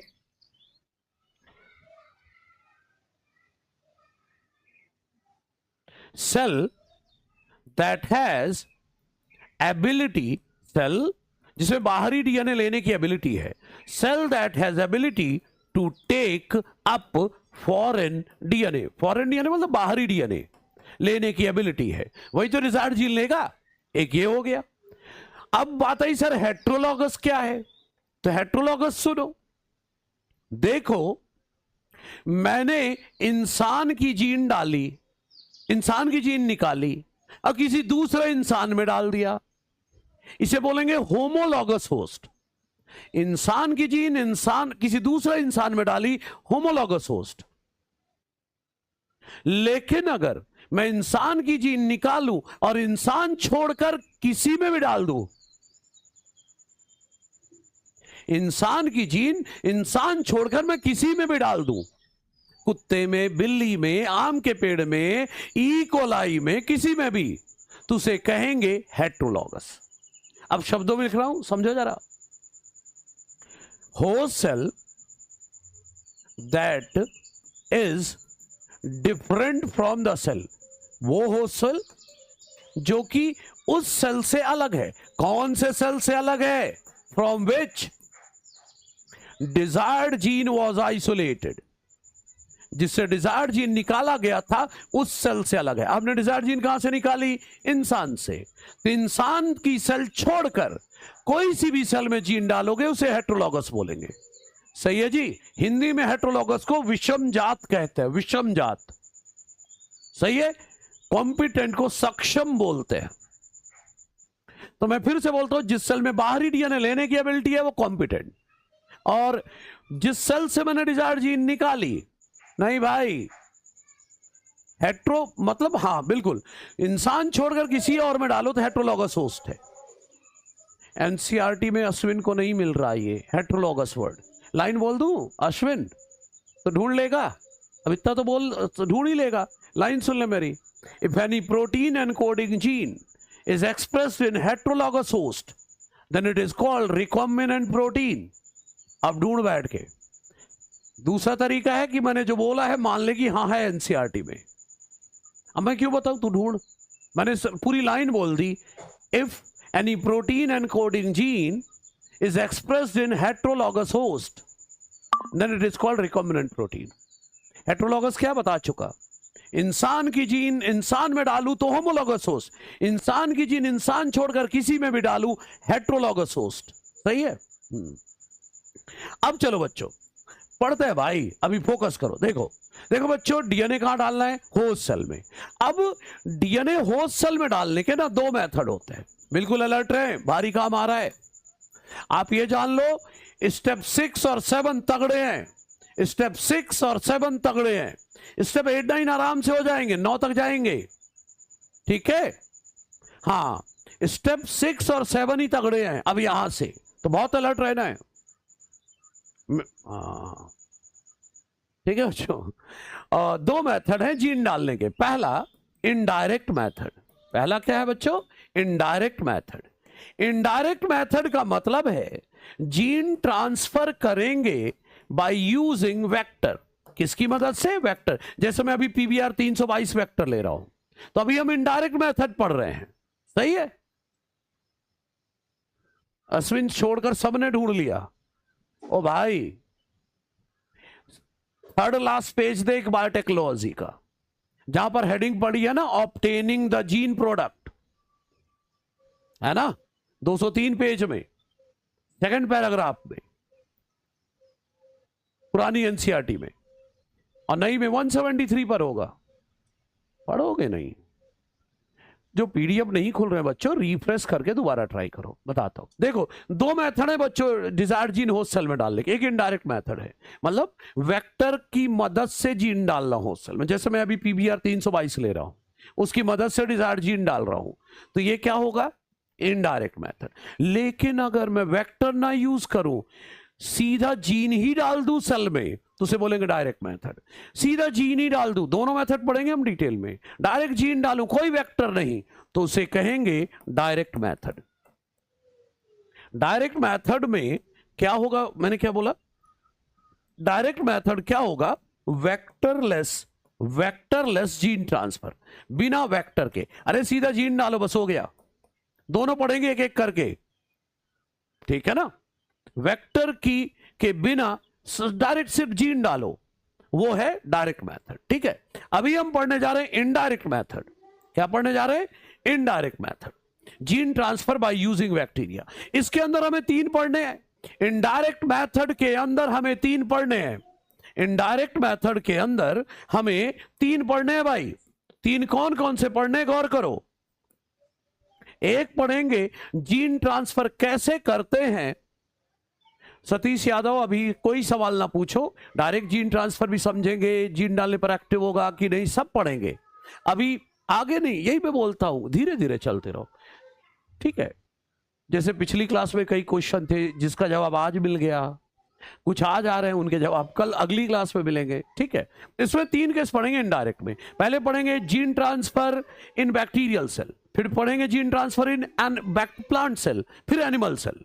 इनडायरेक्ट में 3। फिर डायरेक्ट मेथड आएगा जिसमें जीन गन, माइक्रो इंजेक्शन, ये सब पढ़ेंगे। आ रहा है धीरे धीरे। चलो, पहला इनडायरेक्ट मेथड। बच्चों तगड़ी बातें आ रही हैं, ध्यान से देखेंगे। पहला है बच्चों इनडायरेक्ट मेथड। इनडायरेक्ट मेथड में पहला पढ़ने जा रहे हैं हम gene transfer in bacterial cell. Gene transfer in bacterial cell. Bacterial cell में जीन कैसे डालेंगे? जीन ट्रांसफर बैक्टीरियल सेल में कैसे डालेंगे वो देखते हैं। तो गौर करो, आ जाओ जरा समझते हैं क्या है मामला, है ना। आइए देखो बच्चों, बैक्टीरियल सेल की बात करता हूं। सबसे पहले ये लाइन सुने। ये लाइन, जिस बैक्टीरिया में आप जीन डालना चाह रहे हैं, जिस बैक्टीरिया में आप जीन डालना चाह रहे हैं, उसमें पहले से ऐसा प्लाज्मिड नहीं होना चाहिए जिसमें एंटीबायोटिक रेजिस्टेंस जीन हो। क्या बोल रहा हूं? कैसा? ऐसी बैक्टीरिया में जीन डालेंगे जिसमें प्लाज्मिड, वो वाला प्लाज्मिड ना हो जिसमें रेजिस्टेंस जीन हो एंटीबायोटिक की। सर क्यों नहीं होना चाहिए? क्यों नहीं होना चाहिए? इसका जवाब आपको अगली क्लास में मिलेगा। 2 सवाल हो गए बच्चे पेंडिंग, जिनके जवाब अगली क्लास में मिलेंगे। कौन कौन से सवाल? पहला सवाल ये था, मैंने बताया था सेलेक्टेबल मार्कर की मदद से हम ढूंढेंगे कि कौन सी बैक्टीरिया में रिकॉम्बिनेंट डीएनए गया, है ना। कैसे ढूंढेंगे ये अभी तक नहीं आया, अगले स्टेप में आएगा। और ये जो अभी बोल रहा हूं कि जिस बैक्टीरिया में आप जीन डालना चाह रहे हो उसमें ऐसा कोई प्लाज्मिड नहीं होना चाहिए जिसमें एंटीबायोटिक रेजिस्टेंट जीन हो। क्यों नहीं होना चाहिए, इसका जवाब भी उसी अगले स्टेप पे आएगा, ठीक है। तो अभी फिलहाल लाइन लिख रहा हूं, ठीक है। क्यों का जवाब अगली क्लास में। देखो बच्चों, bacteria to be used as host cell, bacteria to be used as host cell should not have plasmid containing, कैसा प्लाज्मिड नहीं होना चाहिए? containing antibiotic resistance gene. वही एम्पार टेटार पढ़ा था ना, वो सब नहीं होना चाहिए। ऐसा कोई प्लाज्मिड नहीं होना चाहिए जिसमें एम्पार टेटार ये सब चीजें है ना, वो नहीं होना चाहिए। क्यों नहीं होना चाहिए वो अगले स्टेप से क्लियर होगा। अभी आप स्टेप 6 पढ़े, स्टेप 7 में क्लियर हो जाएगा। सबसे भारी क्लास होने वाली है अगली क्लास, और आज तो है ही, अगली क्लास और भारी रहेगी। मतलब 1 सेकंड इधर उधर किया, काम खत्म, पूरा बायोटेक। मतलब वो स्टेप 7 इतना क्रूशियल है। स्टेप 7 अगर आपको समझ में आ गया तो समझो बायोटेक समझ में आ गया, नहीं तो गया काम से। तो चलो बच्चों पढ़ते हैं बैक्टीरिया में जीन कैसे डालते हैं। तो आइए देखते हैं। मान लो देखिएगा, मान लो ये एक टेस्ट ट्यूब है, ठीक है। इसमें मैं रख रहा हूं बैक्टीरिया, इसमें मैंने रख दिया बैक्टीरिया। ये बैक्टीरिया का सेल वॉल है, ये बैक्टीरिया का सेल वॉल है, और ये बैक्टीरिया की सेल मेम्ब्रेन है, ठीक है। ये होस्ट सेल है। और अभी थोड़ी देर पहले हमने बनाया था क्या, रिकॉम्बिनेंट डीएनए। क्या बनाया था, रिकॉम्बिनेंट डीएनए। ये रहा, कंटेनर में रख दिया। ये क्या है भाई, ये जो है बैक्टीरिया है जिसे हम यूज कर रहे हैं एज होस्ट सेल। इसे में डीएनए हमें डालना है, ठीक है, ओके। और ये है रिकॉम्बिनेंट डीएनए, ये है रिकॉम्बिनेंट डीएनए। आपको पता है डीएनए एक मैक्रोमोलिक्यूल है, मतलब बड़ा मॉलिक्यूल होता है। डीएनए मैक्रोमोलिक्यूल है, बड़ा मॉलिक्यूल है, और ओवरऑल हाइड्रोफिलिक है, बता ही चुका हूं। डीएनए ओवरऑल हाइड्रोफिलिक है। समझिएगा बच्चों मेरी बात बहुत ध्यान से समझिएगा। मामला यह है बच्चों कि रिकॉम्बिनेंट डीएनए तैयार कर चुका हूं मैं। बैक्टीरिया होस्ट सेल है, इसमें डीएनए डालना है।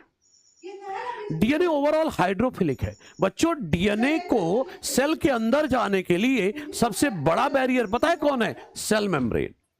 सेल वॉल ज्यादा बड़ा बैरियर नहीं है, मेन है सेल मेम्ब्रेन। क्यों, क्योंकि सेल मेम्ब्रेन में लिपिड है हाइड्रोफोबिक। सेल मेम्ब्रेन में लिपिड है हाइड्रोफोबिक, और हाइड्रोफिलिक डीएनए हाइड्रोफोबिक लिपिड को पार नहीं कर सकता। कुछ तो कुछ करना पड़ेगा ताकि डीएनए अंदर जाए। तो सबसे पहले बच्चों हम यहां पर डालेंगे कैल्शियम आयन, डाईवैलेंट कैटायन। क्या डालेंगे, डाईवैलेंट कैटायन। हाइड्रोफिलिक मतलब जल रागी, हाइड्रोफोबिक मतलब जल विरागी। सही है, मतलब जो वाटर लविंग है वो हाइड्रोफिलिक है। ठीक है बच्चों, ध्यान से सुनिए। हाँ बच्चों मैं क्या बोल रहा हूं, हम डाईवैलेंट कैटायन कैल्शियम आयन डालेंगे। अब ये जो कैल्शियम आयन है ये क्या करता है, सेल वॉल में टेम्परेरी पोर बनवाएगा। सेल वॉल में टेम्परेरी पोर बनवाएगा ताकि डीएनए अंदर जा सके। सही है। तो एनसीईआरटी पता है कैल्शियम आयन की तारीफ में क्या लिखती है, गौर करिए। एनसीईआरटी लिखती है कैल्शियम आयन इंक्रीज कर देता है एफिशिएंसी। कैल्शियम आयन इंक्रीज कर देता है एफिशिएंसी। कौन सी एफिशिएंसी, विथ विच डीएनए जाएगा सेल में। DNA enters into bacterial cell, DNA enters into bacterial cell through pores in cell wall, through pores in cell wall. Cell wall में temporary pore बनवा देगा ताकि सेल वॉल पार कर जाए। Philic मतलब loving, phobic मतलब हेटिंग। ठीक है भाई, आ जाओ। तो कैल्शियम आयन के कारण बच्चों सेल वॉल जो है इसमें टेम्परेरी पोर बन गए, सेल वॉल में टेम्परेरी पोर बन गए जिससे डीएनए सेल के अंदर जा सकता है। सेल वॉल पार हो जाएगा भाई, सेल मेम्ब्रेन नहीं पार होगी। सेल मेम्ब्रेन पार कराने के लिए आपको इसको देना होगा हीट शॉक। क्या देना होगा, हीट शॉक। तो हीट शॉक से क्या होगा वो देखते हैं। ठीक है, तो देखो मैं ऐसा करता हूं ना, हटाओ ना ये इस पीले वाले डायग्राम को ऐसे कर देता हूं। देखो कैल्शियम आयन देने से सेल वॉल में टेम्परेरी, ये देखो टेम्परेरी पोर बना दिया मैंने, है ना, ताकि डीएनए अंदर चला जाए। हाँ, एक कैल्शियम आयन क्यों यूज कर रहे हो, ई कोलाई को कॉम्पिटेंट बनाने के लिए, ताकि वो डीएनए ले सके। अरे सेल मेम्ब्रेन को डैमेज कर दोगे भाई तो सेल ही मर गई। कैल्शियम आयन करता क्या है, जो सेल वॉल में जो प्रोटीन्स है उनसे जुड़ता है और पोर क्रिएट करवाता है।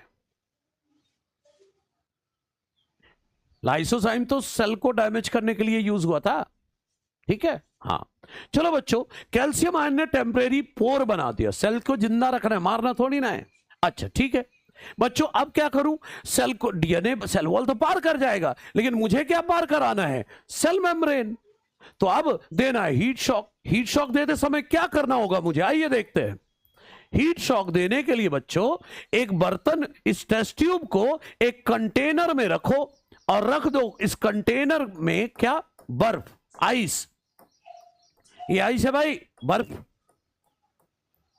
इस टेस्ट ट्यूब को कहां रख दिया? आइस में। बोले तो 0 डिग्री सेल्सियस हीट शॉक दे रहा हूं। अब ध्यान से देखें, आइस में रख दिया 0 डिग्री सेल्सियस पे। अभी तो समझाया भाई कि सेल वॉल और सेल मेम्ब्रेन पार करने के लिए उसे कुछ देना होगा, पोर क्रिएट करना होगा सेल वॉल और सेल मेम्ब्रेन में, अपने आप नहीं हो जाएगा। तो अब आपने आइस में रख दिया। आइस में रखा था कि अचानक से इसे ट्रांसफर कर दो 42 डिग्री सेल्सियस पर। सडन ट्रांसफर एट कौन से टेम्परेचर पर? 42 डिग्री सेल्सियस। ओ भाई, आपको 0 डिग्री पर बैठा दिया जाए और अचानक से 42 डिग्री पर झटके नहीं आ जाएंगे? अरे ढेरों पोर बनेंगे भाई, एक कैल्शियम आयन थोड़ी ना डाला है आपने। ठीक है, तो हीट शॉक ही कहोगे आपको, अगर 0 डिग्री पर बैठा है फिर 42 डिग्री पर, तो ये भी झटके में आ गया। क्या होगा ये 042 देने से, वो देखते हैं। देखो भाई, ये रहा टेस्ट ट्यूब, है ना, और कंटेनर में 42 डिग्री पर बर्फ थोड़ी ना है, वाटर है। तो 42 डिग्री पर रख दिया इसको, वाटर है यहां, ठीक है। और ये जब 042 एक बार नहीं कई बार करना होगा, 042 कई बार करना होगा। इससे क्या होगा? सेल मेम्ब्रेन में भी टेम्परेरी पोर बनने लगेगा। सेल मेम्ब्रेन में भी टेम्परेरी पोर बनने लगेगा। ये देखो, सेल मेम्ब्रेन में भी टेम्परेरी पोर बनेगा जब कई बार हीट शॉक दोगे तो। और सेल वॉल में टेम्परेरी पोर हो ही चुका था। और अब ये रिकॉम्बिनेंट डीएनए सेल के अंदर जाएगा।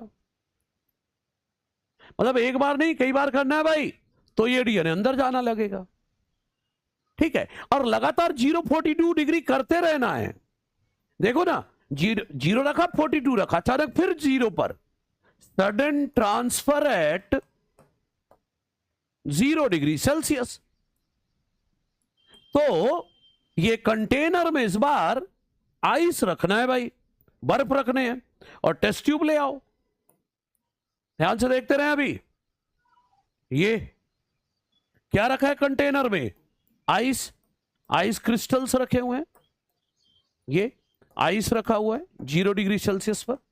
ठीक है, तो बैक्टीरिया तो बेचारे को पता ही नहीं चल रहा है कि क्या हो रहा है मेरे साथ, कहीं 0 कहीं 42, कहीं 0 कहीं 42।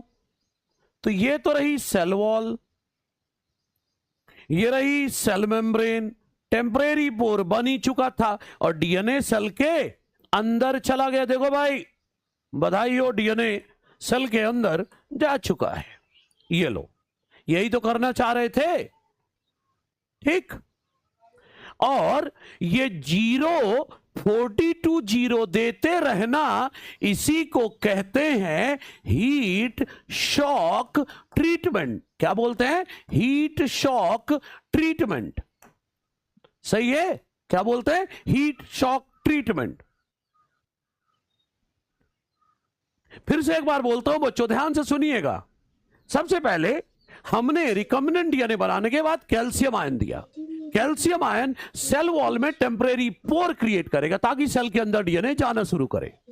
फिर सेल मेम्ब्रेन भी पार करानी थी, तो हमने क्या किया? सेल मेम्ब्रेन पार कराने के लिए हीट शॉक दिया।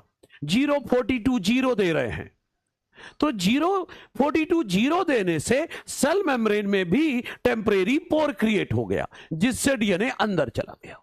सही है। अब बात रही सर पोर आ गया, अब ये पोर का क्या होगा? ओ भाई, लिविंग सेल है, लिविंग सेल है, रीजनरेट हो जाएगा। वो जो टेम्परेरी पोर है वो रीजनरेट हो जाएगा। लो, चला गया रिकॉम्बिनेंट डीएनए बैक्टीरियल सेल में। ठीक है जी, ये है। क्या दिमाग में क्या रखना है?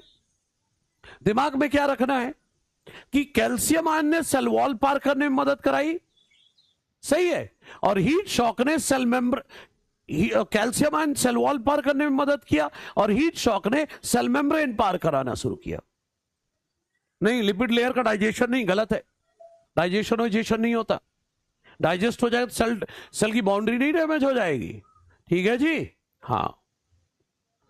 तो चलिए बच्चों, एक चीज आ गई, बैक्टीरियल सेल में डीएनए जा चुका है, ठीक है। अब हम डीएनए डालने वाले हैं किसमें? प्लांट सेल में, सही है बच्चों, आ जाइए। सेकंड है ट्रांसफर ऑफ, ये थोड़ा ज्यादा ही भारी है बच्चों, ये जो पिछला वाला तो हल्का था। Transfer of recombinant DNA into plant cell, into plant cell, ये पढ़ने जा रहे हैं हम। प्लांट सेल, एक सेकंड बच्चों।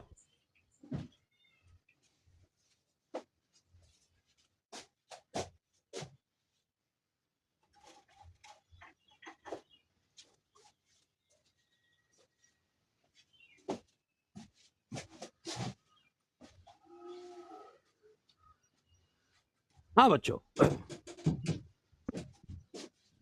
हीट शॉक बच्चे थोड़ी देर देना है, अपने आप फिर सही हो जाएगा, वो डीएनए चला जाएगा, हटा देंगे फिर, है ना।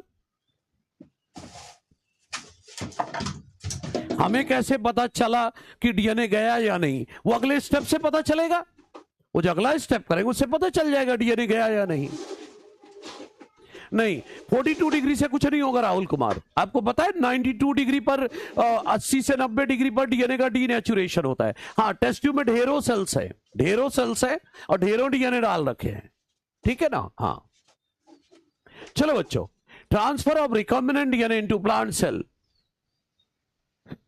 ध्यान दे ले भाई, फालतू की बातें नहीं। आलम इधर सुन, पानी नहीं रखा है आज उसने, इसलिए उसको बोलने गया था पानी तो पिला दे भाई, ठीक है।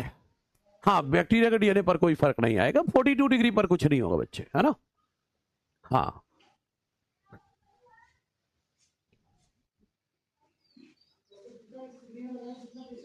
तो सुनिए बच्चों, प्लांट सेल में डीएनए डालने के लिए कॉमनली जो वेक्टर यूज होते हैं, commonly used vector, plant cell में डिजायर्ड जीन डालने के लिए कॉमनली जो वेक्टर यूज होता है ना बच्चों, एक यूज होता है टीआई प्लाज्मिड, जिसका पूरा नाम है ट्यूमर इंड्यूसिंग प्लाज्मिड, एक तो ये है, और दूसरा है आरआई प्लाज्मिड, जिसका पूरा नाम है रूट इंड्यूसिंग प्लाज्मिड। ठीक है, पढ़ते हैं। ये थोड़ा सा बच्चे एनसीईआरटी के बियॉन्ड जाएगा, संभाल लेना भाई, क्योंकि यार समझ में तभी आएगा जब जाएंगे बाहर, नहीं तो कोई फायदा नहीं है, फिर तो हवा में याद करते रहो, बस हो गया। ठीक है, अब सुनिए बच्चों, कॉमनली जो वेक्टर यूज करते हैं वो क्या है? टीआई प्लाज्मिड और आरआई प्लाज्मिड। बताता हूं, एक सेकंड, आ गया भाई पानी।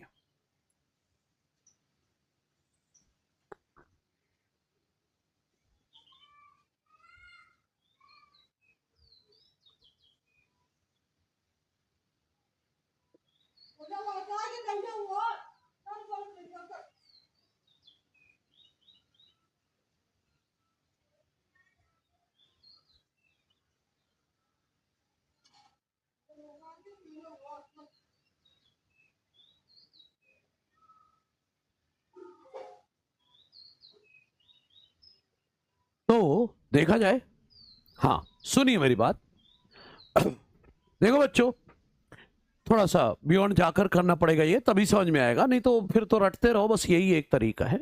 आइए बच्चों समझते हैं टीआई प्लाज्मिड और आरआई प्लाज्मिड। आगे आरआई प्लाज्मिड के बारे में बताता हूं। ये जो आरआई प्लाज्मिड है बच्चों, इसे निकाला जाता है एक बैक्टीरिया से, इसे निकाला जाता है एक बैक्टीरिया से जिसका नाम है एग्रोबैक्टीरियम राइजोजीन्स। क्या? एग्रोबैक्टीरियम राइजोजीन्स नाम की बैक्टीरिया से इसे निकाला जाता है। ठीक है जी, और सुनिए मेरी बात, ये बैक्टीरिया इस प्लाज्मिड के कारण, इस बैक्टीरिया में प्रॉपर्टी आ जाती है टू कॉज क्या? Hairy root disease in dicot plant, hairy root disease in dicot plant. Hairy root समझते हैं, अरे वही फाइब्रस रूट डाइकॉट प्लांट में। सही है बच्चे? तो मैं ये बोल रहा हूं बच्चों, हाँ नेचुरल प्लाज्मिड है ये। आरआई प्लाज्मिड निकाला जाता है बच्चे एग्रोबैक्टीरियम राइजोजिन से। नाम में लिखा है रूट इंड्यूसिंग। ये प्लाज्मिड क्या करवाता है? Hairy root formation disease, root knot disease नहीं यार, हेयरी रूट डिजीज। मतलब आप सब जानते हैं डाइकॉट प्लांट में टैप रूट होता है, टैप रूट है। हाँ गर्म पानी पीता हूं भाई मैं, नॉर्मल पानी नहीं पी सकता, गर्म पानी ही चलता है, ठीक है। मैं तो गर्मी में गर्म पानी पीता हूं।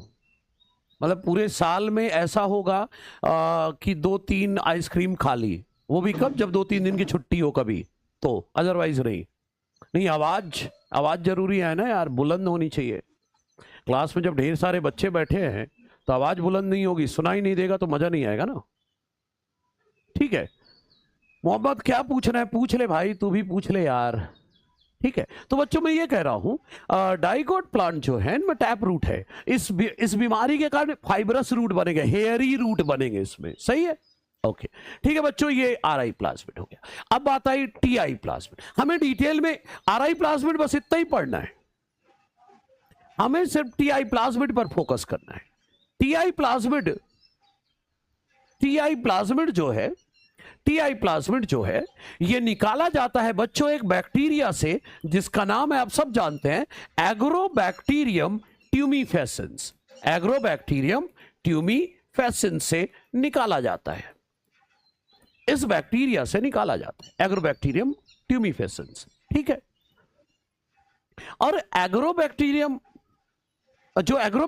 ट्यूमीफेसिन्स है ना बच्चों, इस प्लाज्मिड के कारण एक बीमारी कॉज करती है, हेयरी रूट, कुछ और ही बोल रहा हूं, कॉज क्राउन गाल डिजीज। कौन सी बीमारी? क्राउन गाल डिजीज। अरे कुछ नहीं, क्राउन गाल डिजीज मतलब ट्यूमर फॉर्मेशन किसमें? In dicot plants. अब आप सोच रहे हो कि ये डाइकॉट के पीछे क्यों पड़े हैं, उसकी वजह बताऊंगा। कोई साइनस नहीं बच्चे, कुछ नहीं है, बस गला खुला रहता है गर्म पानी पीने से, ठीक है। 9 और 20 पीडीएफ एरर है, मैं मैसेज कन्वे कर दूंगा, टेक्निकल टीम से भी आप फोन कर लो और एक बार मैं भी कन्वे कर दूंगा मैसेज आपका, ठीक है नौसेन। पीडीएफ नंबर 9 and 20, ठीक है, बायो का, ठीक है बच्चों। सुनो, ये एग्रोबैक्टीरियम ट्यूमीफेसिन्स बैक्टीरिया से ये प्लाज्मिड निकाली जाती है उसी में, और इस प्लाज्मिड के कारण ये बैक्टीरिया ये बीमारी फैलाती है। एग्रोबैक्टीरियम क्या कौन सी बीमारी फैलाता है? क्राउन गाल disease, tumour formation in dicot plants, सही है। तो समझिए बच्चों, इस बैक्टीरिया की खास बात, टीआई प्लाज्मिड बहुत डिटेल में पढ़ना है अपन को, बहुत डिटेल में, तभी बात समझ में आएगी। एनसीईआरटी ने 1-2 लाइन लिख के छोड़ दिया, लेकिन वो समझ में तभी आएगा जब डिटेल पढ़ोगे। तो समझो, ये बैक्टीरिया जो है बच्चों, ये एक खास बात करती है, समझिएगा, गौर करिए, मेरी बात ध्यान से सुनिएगा। ये जो एग्रोबैक्टीरियम होता है, इधर सुनो, आगे रफ आइडिया देता हूं आपको, फिर थोड़ी देर में डिटेल में बताता हूं बच्चों। ये एग्रोबैक्टीरियम का टीआई प्लाज्मिड है मान लो, ठीक है। इस टीआई प्लाज्मिड में एक हिस्सा है जिसे कहते हैं टीडीएनए। टीआई प्लाज्मिड का ये हिस्सा है टीडीएनए। जब ये बैक्टीरिया किसी प्लांट के अंदर जाती है, किसी प्लांट के, मान लो ये प्लांट सेल है, प्लांट के अंदर घुस गया तो ये प्लांट सेल है, और ये प्लांट सेल का क्रोमोसोमल डीएनए है, ये प्लांट सेल का क्रोमोसोमल डीएनए। रफ आइडिया दे रहा हूं, अभी पढ़ाऊंगा डिटेल में। मैं बोल रहा हूं जब ये बैक्टीरिया किसी प्लांट के अंदर जाती है तो करती क्या है, अपने टीआई प्लाज्मिड का टीडीएनए हिस्सा, टी स्टैंड फॉर ट्रांसफर, तो क्या करता है एग्रोबैक्टीरियम, इस टीआई प्लाज्मिड का टीडीएनए पोर्शन उठाता है और इसे चिपका देता है प्लांट के क्रोमोसोमल डीएनए से, यहां चिपका देता है, सही है। तो देख रहे हो क्या कर रहा है, अपना डीएनए प्लांट सेल के क्रोमोसोमल डीएनए से जोड़ रहा है। इसका मतलब यह हुआ, अरे ये तो जेनेटिक इंजीनियरिंग कर रहा है। ये तो जेनेटिक इंजीनियरिंग कर रहा है, तभी तो इस बैक्टीरिया को कहते हैं नेचुरल जेनेटिक इंजीनियर। बच्चे डाइकॉट प्लांट के लिए यूज करेंगे इन प्लाज्मिड को बस, ठीक है। ऋतिकेश देख, टॉपिक निर्धारित है, जहां तक पढ़ाना मैं पढ़ाकर क्लोज करूंगा, चिंता ना करो। अभी ध्यान दो क्या बोल रहा हूं। एग्रोबैक्टीरियम आपने टीआई प्लाज्मिड का टीडीएनए हिस्सा निकालता है, अब प्लांट के क्रोमोसोमल डीएनए से जोड़ देता है। कैसे जोड़ता है पूरी प्रोसेस पढ़ेंगे, ठीक है। इसे कहते हैं बच्चों जेनेटिक इंजीनियरिंग ही तो कर रहा है ये, मतलब हमने जेनेटिक इंजीनियरिंग बाद में सीखी, इसे पहले से आती है। तो अगर आपसे कोई पूछा जाए कि नेचुरल जेनेटिक इंजीनियर किसे बोलते हैं, तो आपको बोलना है एग्रोबैक्टीरियम ट्यूमीफेसेंस को, ठीक है। तो मैं लाइन लिख रहा हूं इसकी, agrobacterium transfer T-DNA portion of its TI plasmid, T-DNA portion of its TI plasmid transfer कर देता है कहां, इनटू क्रोमोसोमल डीएनए, किसमें, होस्ट प्लांट सेल में, जिस प्लांट में गया उसकी सेल में, उसके क्रोमोसोमल डीएनए से जोड़ देता है। So this bacteria is called as, इसलिए इस बैक्टीरिया को कहते हैं नेचुरल जेनेटिक इंजीनियर। ये क्रूशियल क्वेश्चन बन सकता है कि नेचुरल जेनेटिक इंजीनियर किसे कहते हैं, तो एग्रोबैक्टीरियम ट्यूमीफेसेंस को। सही है जी। चलिए आइए बच्चों देखते हैं कैसे होगा, ये सब पढ़ेंगे, चिंता ना करो। आ जाओ बच्चों, ये टीआई प्लाज्मिड ऐसे कैसे कर लिया, आओ समझो। बिल्कुल अच्छे से संभालना, इधर उधर पल के नहीं झपकानी है। इधर देखो, देखो बच्चों, मान लो ये है, मान लो ये है, नहीं इतने बड़े में कहां मानेंगे। मान लो ये है एग्रोबैक्टीरियम ट्यूमीफेसेंस,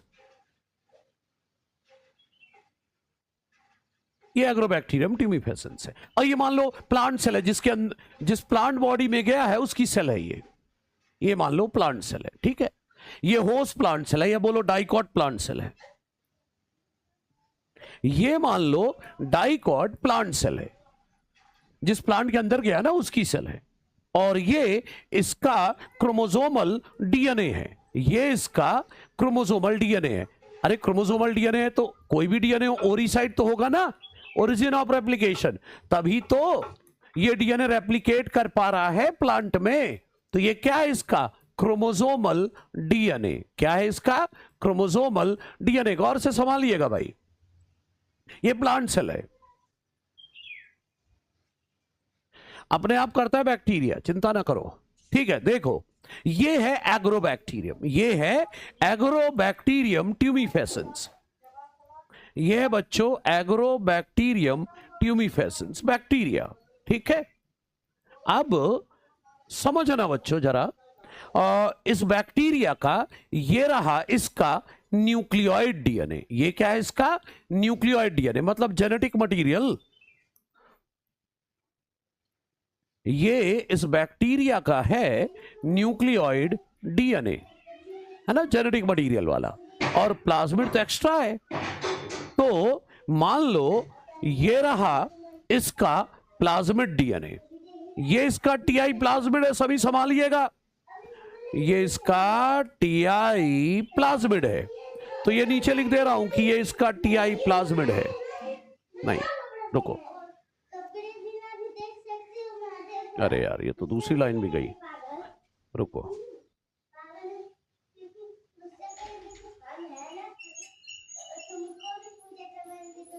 ठीक है। समझना, ये इसकी टीआई प्लाज्मिड है, ये इसका टीआई प्लाज्मिड है। टीआई प्लाज्मिड में बच्चों ध्यान दीजिएगा, ये इसका टीडीएनए है, ये हिस्सा इसका टीडीएनए है। T-DNA stand for transfer DNA, T-DNA stand for transfer DNA, ये हिस्सा टीडीएनए है।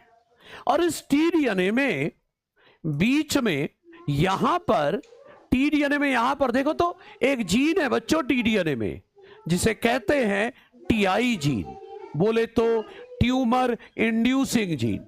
टीडीएनए में ट्यूमर इंड्यूसिंग जीन है बीच में, ट्यूमर इंड्यूसिंग जीन, ठीक है, ट्यूमर इंड्यूसिंग जीन, ठीक है। तो अभी कुछ नहीं करना है, सिर्फ ध्यान देना है ना। देखो बच्चों, ये इस बैक्टीरिया का न्यूक्लियोइड डीएनए, ये इसका टीआई प्लाज्मिड है। टीआई प्लाज्मिड का ये हिस्सा टीडीएनए है जो ट्रांसफर होकर जाएगा, और इसमें बीच में टीआई जीन है, ट्यूमर इंड्यूसिंग जीन। ये इसका ओरिसाइट है, याद है ना, ओरिसाइट, ओरिजिन ऑफ रेप्लिकेशन। यहां पर बच्चों इसके पास है विरजीन। कौन सी जीन? विरजीन। विरजीन बोलो या बोलो वायरुलेंस जीन, विरजीन या वायरुलेंस जीन। ये जो वायरुलेंस जीन है ना बच्चों, ये करती क्या है? बनाती है वायरुलेंस प्रोटीन। कौन क्या करता है? बारीकी से देखते रहो, एनसीईआरटी से कनेक्ट करूंगा थोड़ी देर में। तो ये है भाई टीआई प्लाज्मिड, ये टीडीएनए है बोले तो ट्रांसफर डीएनए। ये इसका विरजीन है, वायरुलेंस जीन है जो कि वायरुलेंस प्रोटीन बनाएगी। ये ओरिसाइट है जहां से रेप्लिकेशन शुरू होगा।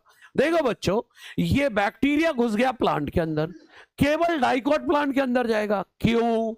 क्योंकि ये जो विरजीन है ना, इसका जो इंड्यूसर है, एक्टिवेटर है, वो केवल डाइकोट प्लांट में मिलता है। इसका विरजीन का एक्टिवेटर केवल डाइकोट प्लांट में मिलता है, इसलिए डाइकोट में जाएगा। पता है इसका इंड्यूसर कौन है? सुनिएगा, नाम सुनाई दे तो, एसिटोसिरिंजोन। क्या नाम है? एसिटोसिरिंजोन। आइए तो बच्चों देखो, ये मैं यहां पर देखो क्या लिख रहा हूं, ये वायरुलेंस जीन से एरो लेकर आ रहा हूं, ठीक है, और लिख रहा हूं एक्टिवेटेड बाई विरजीन को एक्टिवेट कौन करेगा? Activated by inducer, activated by inducer. कौन एक्टिवेट करेगा? इंड्यूसर, जिसका नाम है सिरिन acetosyringone, found only in dicot plants, केवल डाइकोट प्लांट्स में मिलता है। डाइकोट प्लांट में मिलता है, ठीक है। वायरुलेंस मतलब बीमारी फैलाने के लिए, वायरुलेंस मतलब बीमारी, उग्र जिसे कहते हैं, बीमारी फैलाने वाला। तो इस जीन का एक्टिवेटर एसिटोसिरिंजोन है जो कि डाइकोट प्लांट में जाएगा, इसलिए बैक्टीरिया घुस गया डाइकोट प्लांट में, मिल गया इंड्यूसर। अरे इंड्यूसर मिल गया तो क्या हुआ? वायरुलेंस जीन एक्टिव हो जाएगी। क्या हो जाएगा? Activation of virulence gene, virulence gene का एक्टिवेशन हो जाएगा। और अगर वायरुलेंस जीन एक्टिव हो गई है, एक सेकंड, वायरुलेंस जीन अगर एक्टिव हो गई है फिर क्या बनाएगी? Virulence protein. एक्टिवेशन हो जाता है वायरुलेंस जीन का, और वायरुलेंस जीन एक्टिव हो गई तो क्या बन जाएगा? Virulence protein. क्या बन जाएगा भाई? Virulence protein. अब ये वायरुलेंस प्रोटीन बन गया, ये क्या करेगा? समझिएगा क्या करेगा ये वायरुलेंस प्रोटीन क्या करेगा बच्चों? इस टीडीएनए हिस्से को यहां से काट के अलग करेगा और वहां जाके ट्रांसफर कर देगा। और वायरुलेंस प्रोटीन ही यहां पर एक कनेक्शन बनाएगा, यहां पर एक कनेक्शन बनाएगा, तब ना इधर लेके जाएगा। तो देखो वायरुलेंस प्रोटीन ने क्या किया, क्या किया उस पर फोकस करिए। ये देखो टीडीएनए अलग हो गया और बीच में इसके क्या है? TI gene. बीच में क्या है? TI gene. अलग कर दिया वायरुलेंस प्रोटीन ने और इसे ले जाके जुड़वा दिया इस सेल के डीएनए से। क्या हो रहा है? टीडीएनए इंटीग्रेट हो रहा है, जुड़ रहा है। किससे? क्रोमोसोमल डीएनए से। किसके? होस्ट प्लांट सेल के क्रोमोसोमल डीएनए से जुड़ रहा है। ठीक है, तो चलो देखते हैं। तो वायरुलेंस प्रोटीन किसमें मदद कर रहा है? क्या बताया मैंने? वायरुलेंस प्रोटीन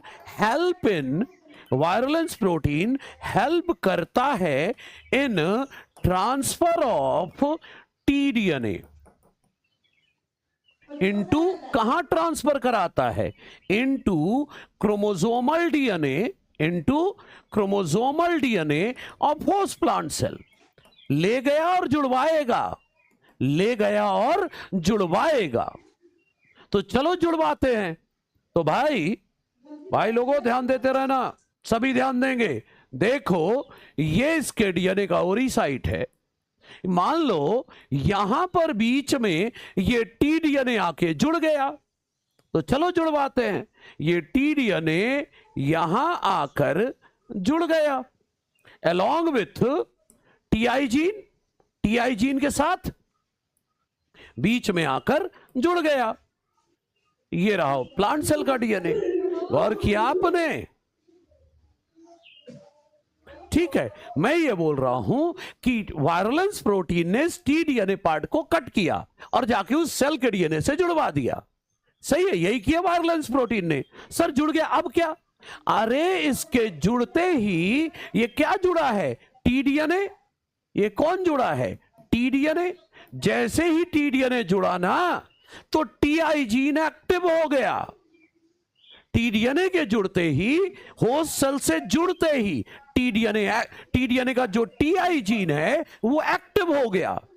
और नाम ही है ट्यूमर फॉर्मेशन वाली जीन, ट्यूमर इंड्यूसिंग जीन। तो क्या हो जाएगा इसके एक्टिव होते ही? ट्यूमर फॉर्मेशन हो जाएगा। क्या हो जाएगा? ट्यूमर फॉर्मेशन हो जाएगा प्लांट में।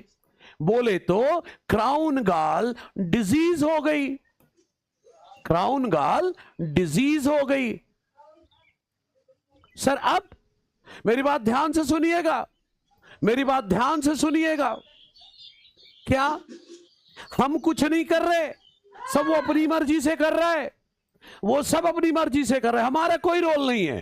ट्यूमर बन गया, यही है क्राउन गॉल डिजीज। सर लेकिन फायदा क्या है? मेन तो हम फायदा देखते हैं। ओ भाई, ये जो ट्यूमर सेल बन गई ना प्लांट में, यही बनाएंगी chemicals required for growth and multiplication of this bacteria. इस बैक्टीरिया के मल्टीप्लीकेशन के लिए, ग्रोथ के लिए जो केमिकल चाहिए वो ट्यूमर सेल बनाते हैं। तभी तो एनसीईआरटी से कनेक्ट करो। एनसीईआरटी कहती है ट्यूमर सेल्स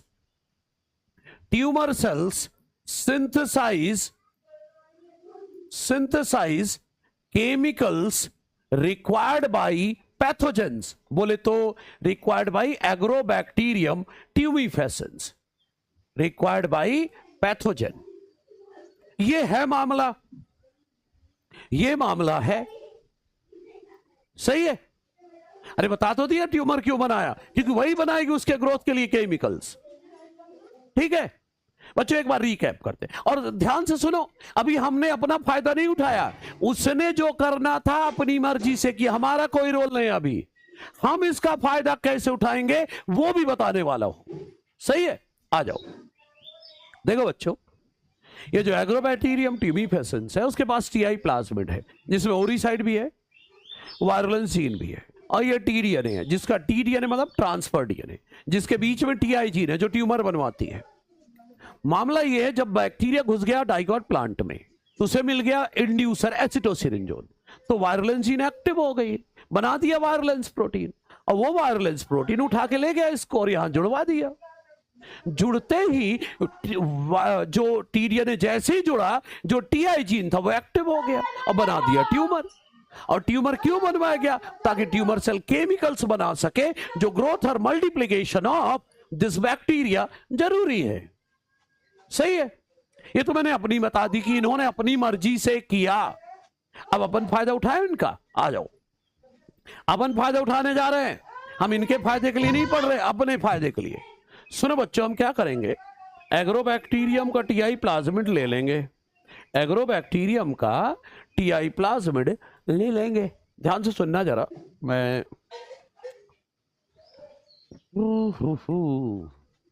चलो ठीक है। अपन क्या करेंगे, एग्रोबैक्टीरियम का टीआई प्लाज्मिड ले लेंगे, टीआई प्लाज्मिड ले लेंगे, और टीआई प्लाज्मिड निकालने के बाद ना, इसका जो टीआई प्लाज्मिड निकाल लेंगे और चुपचाप इसे बिना बताए इसके टीआई जीन की जगह लगा देंगे desired gene. TI gene is replace by desired gene.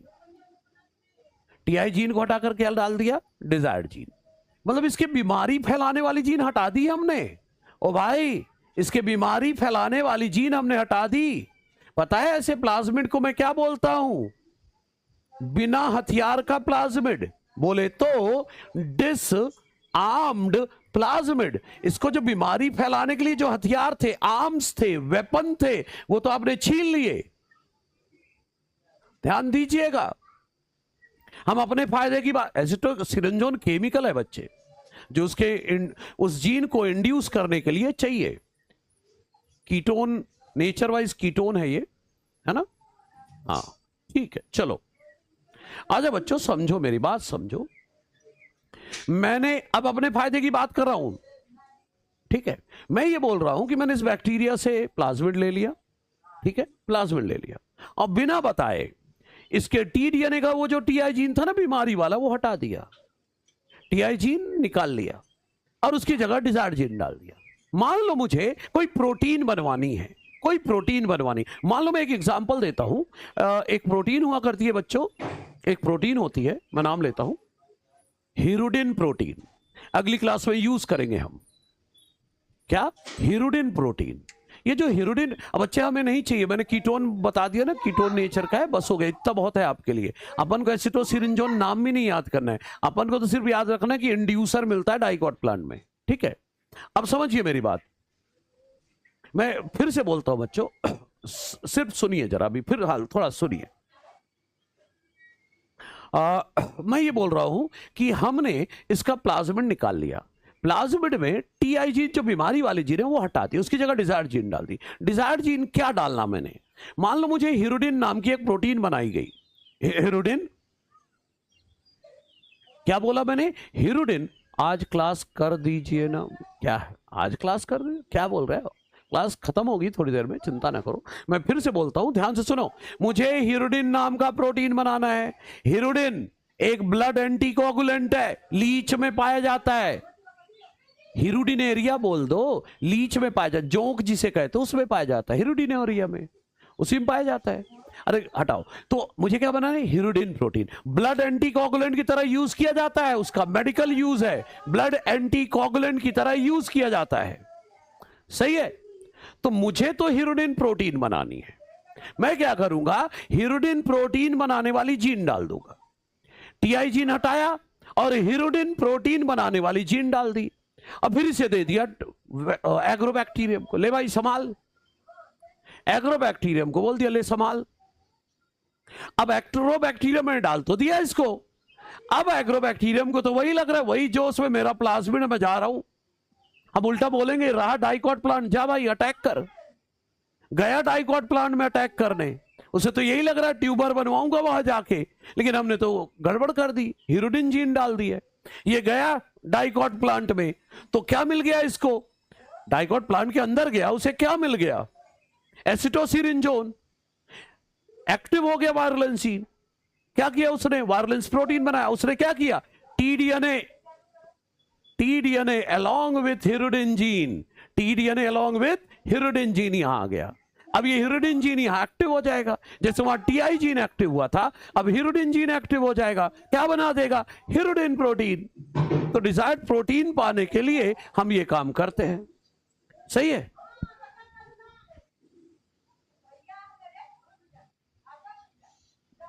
ठीक है भाई, तो ये लो हिरुडिन जीन बनवा ली हमने, हिरुडिन जीन से हिरुडिन प्रोटीन बनवा लिया, ठीक है? ठीक है भाई। अरे हीमोफीलिया का ट्रीटमेंट नहीं होता भाई, जेनेटिक डिसऑर्डर का इलाज जीन थेरेपी है, वो भी अर्ली एम्ब्रियोनिक स्टेज में, नहीं तो जिंदगी भर दवाई खाना पड़ता है। नूर आलम ध्यान से समझना भाई, हाँ पैथोजेनिक नहीं है, तभी तो डिसआर्म प्लाज्मिड। जैसे मैंने नहीं बोला था इन एनिमल सेल में रेट्रोवायरस यूज करेंगे, ओ भाई रेट्रोवायरस भी तो कैंसर कॉज कर सकते हैं, तो रेट्रोवायरस को ऐसे ही थोड़े ना वेक्टर के फॉर्म में यूज करेंगे, आगे बीमारी वाली जीन हटाएंगे तब वेक्टर की तरह यूज करेंगे। क्लियर है बच्चों? ठीक है। अरे जीन का ट्रांसक्रिप्शन ट्रांसलेशन होगा ना यहां पर, ठीक है भाई। Gene transfer in bacterial cell पढ़ चुके आप, प्लांट सेल पढ़ चुके, छोटा सा है एनिमल सेल, छोटा सा, 5 मिनट भी नहीं लगेंगे। देखिए gene transfer in animal cell, तीसरा क्या पढ़ना है? Gene transfer in animal cell, 2-3 minute का काम। हाँ ध्यान से सुनिए, एनिमल सेल में या एनिमल्स में जीन डालना है बच्चों, तो पता है बेस्ट स्टेज क्या होगा? जाइगोट या कॉमनली डन इन जाइगोट या अर्ली एम्ब्रियोनिक स्टेज? किसमें करोगे? जाइगोट या अर्ली एम्ब्रियोनिक स्टेज में, जाइगोट या अर्ली एम्ब्रियोनिक स्टेज में करेंगे। ठीक है, अब फिर से मेरी बात सुनना, मेरी बात फिर से सुनना। देखो बच्चों ध्यान सुनो, जब प्लांट में जीन डालते हैं ना, जब प्लांट में जीन डालते हैं तो प्लांट की कोई भी लिविंग सेल में जीन डाल दो। समझना बच्चों, समझना। प्लांट के किसी भी प्लांट में डिजायर्ड जीन डालना है तो कहां डालूं? प्लांट की किसी भी सेल में डाल दो, लिविंग सेल में, प्लांट की किसी भी लिविंग सेल में डिजायर्ड जीन डाल दो तो प्लांट सेल में पहुंच गई जीन। याद है, टिश्यू कल्चर से पूरा प्लांट बना सकता हूं। प्लांट की एक सेल में डिजायर्ड जीन डाल दी, एक सेल में, कोई भी लिविंग सेल में, और टिश्यू कल्चर से पूरा पौधा बना लो तो प्लांट की हर सेल में जीन पहुंच गई। प्लांट की एक सेल में जीन डाली, टिश्यू कल्चर से पौधा बना लिया उस सेल से, तो प्लांट की हर सेल में जीन पहुंच गई या नहीं? लेकिन एनिमल्स में तो ऐसा नहीं होता।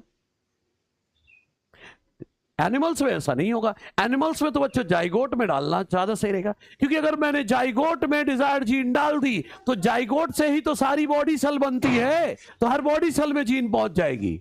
या early embryonic stage, early embryonic stage में शुरुआत में कुछ सेल है, उन सेल में डाल दो डिजायर्ड जीन। एनिमल सेल, अरे मेरिस्टेम पत्ती की सेल कोई सी भी ले लो प्लांट में, लेकिन इंसान की बात कर रहा हूं मैं, इंसानों की बात कर रहा हूं। इंसान में मामला यह है कि या तो जाइगोट में या अर्ली एम्ब्रियोनिक स्टेज में कुछ ही सेल है, डाल दो उनमें जीन, उन्हीं से तो सारी बॉडी सेल बनेगी, तो हर बॉडी सेल में डिजायर्ड जीन पहुंच जाएगी। ठीक है, अब मेथड कौन सा यूज करोगे? अगर वेक्टर यूज करना, इनडायरेक्ट मेथड वेक्टर, तो रेट्रोवायरस। लेकिन कौन सा बच्चों? डिसआर्म्ड, बीमारी वाली जीन हटाकर। देखो, अगर आप इनडायरेक्ट मेथड यूज करना चाह रहे हैं, मतलब वेक्टर यूज करना चाह रहे हैं, तो बाय यूजिंग वेक्टर, कौन सा वेक्टर यूज करेंगे? Disarmed retrovirus. अगर वेक्टर यूज करना है तो डिसआर्म्ड रेट्रोवायरस की मदद से जीन डाल सकते हो एनिमल सेल में। ठीक है, लेकिन अगर वेक्टर नहीं, वेक्टरलेस पढ़ेंगे ना यार आगे, माइक्रो इंजेक्शन लेंगे और जीन डाल देंगे। अगर बिना वेक्टर के जीन डालना है तो माइक्रो इंजेक्शन। डायरेक्ट मेथड मतलब बिना वेक्टर के अगर जीन डालना है तो एनिमल सेल के लिए क्या यूज करेंगे? Micro injection. पढ़ेंगे ना यार, अभी इनडायरेक्ट मेथड पढ़ रहे हैं, फिर डायरेक्ट मेथड पढ़ेंगे। डायरेक्ट मेथड में आ जाएगा माइक्रो इंजेक्शन। सही है, दो तरीके। अब बच्चों करते कैसे वो तो देखो यार। देखो, ये स्पर्म है, ये ओवम है, फर्टिलाइजेशन कराओ। ओ आईवीएफ क्या कराना है? In vitro fertilisation, in vitro fertilisation करा दो टेस्ट ट्यूब में। तो क्या बन गया? जाइगोट। और जाइगोट में डाल दो डिजायर्ड जीन, जाइगोट में डाल दो डिजायर्ड जीन, जाइगोट में डाल दो डिजायर्ड जीन। सही है, जाइगोट में डाल दो डिजायर्ड जीन, और जैसे डिजायर्ड जीन डालोगे, अब इस जाइगोट से जो बच्चा बनेगा उसे क्या बोलोगे? जेनेटिकली मॉडिफाइड या ट्रांसजेनिक एनिमल। क्या बोलोगे? Transgenic animal. That's all. समझ रहे हो? रील वाला समझ गया? नहीं बोल रहा हूं, सही है भाई? तो जाइगोट में डिजायर्ड जीन पहुंच गई तो बॉडी की हर सेल में, उसी से तो पूरा ऑर्गेनिज्म बनना है, तो बॉडी की हर सेल में डिजायर्ड जीन पहुंच जाएगी, बन गया ट्रांसजेनिक एनिमल। हाँ, अरे तो फिर तो बीमारी फैलाएगा ना रोशन, वो नहीं चाहिए हमें। जीएमओ बोल दो, जेनेटिकली मॉडिफाइड ऑर्गेनिज्म। या टेलर में, टेलर मतलब बच्चे जरूरत के हिसाब से मॉडिफाई करना। अच्छा बच्चों, एक और चीज लास्ट, पहला ट्रांसजेनिक एनिमल क्या बना? एक चूहा। पहला ट्रांसजेनिक एनिमल एक चूहा बनाया गया था। उसमें क्या किया गया था? उसमें क्या किया गया था? ह्यूमन ग्रोथ हार्मोन बनाने वाली जीन डाल दी गई, ह्यूमन ग्रोथ हार्मोन बनाने वाली जीन डाल दी गई, तो उस चूहे में ह्यूमन ग्रोथ हार्मोन बन गया, उस चूहे में ह्यूमन ग्रोथ हार्मोन बन गया। अब ये जो ह्यूमन ग्रोथ हार्मोन बन गया उस चूहे में, तो उसका साइज बढ़ गया, नहीं इंसान के बराबर नहीं हो गया, लेकिन साइज बढ़ गया, और उस चूहे का नाम रखा गया सुपर माउस। सही है? तो देखो ना, मैं यहां लिख रहा हूं, first transgenic animal, first transgenic animal क्या था भाई? अरे कौन था? अ माउस, एक माउस था, in which human growth hormone gene was transferred, in which human growth hormone gene was transferred, was transferred, human growth hormone gene was transferred, जिसके कारण उसका साइज बढ़ गया चूहे का, और उस चूहे का नाम रखा गया सुपर माउस। आपको याद रखना है बच्चों, पहला ट्रांसजेनिक एनिमल एक सुपर माउस बना था। वैसे तो एग्जांपल और भी है, लेकिन आपको सिर्फ एक याद रखना है, पहला। मेरे टेस्ट का सिलेबस माइनर का तो है एंटायर जेनेटिक्स और बायोटेक जहां तक हो जाए अगली क्लास में, ठीक है ना। एंटायर प्रिंसिपल ऑफ जेनेटिक्स वाला, प्रिंसिपल ऑफ इनहेरिटेंस वाला चैप्टर पूरा, और बायोटेक जहां तक हो जाए, ठीक है। हाँ ठीक है बच्चों। हाँ, माउस बन गया सुपर माउस, ठीक है। तो बच्चों indirect method of gene transfer हो गया वेक्टर की मदद से।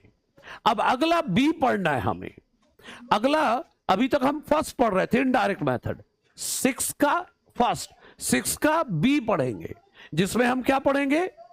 वेक्टरलेस जीन ट्रांसफर, बिना वेक्टर के जीन डालेंगे, जिसमें माइक्रो इंजेक्शन और जीन गन आएगा, माइक्रो इंजेक्शन और जीन गन आएगा।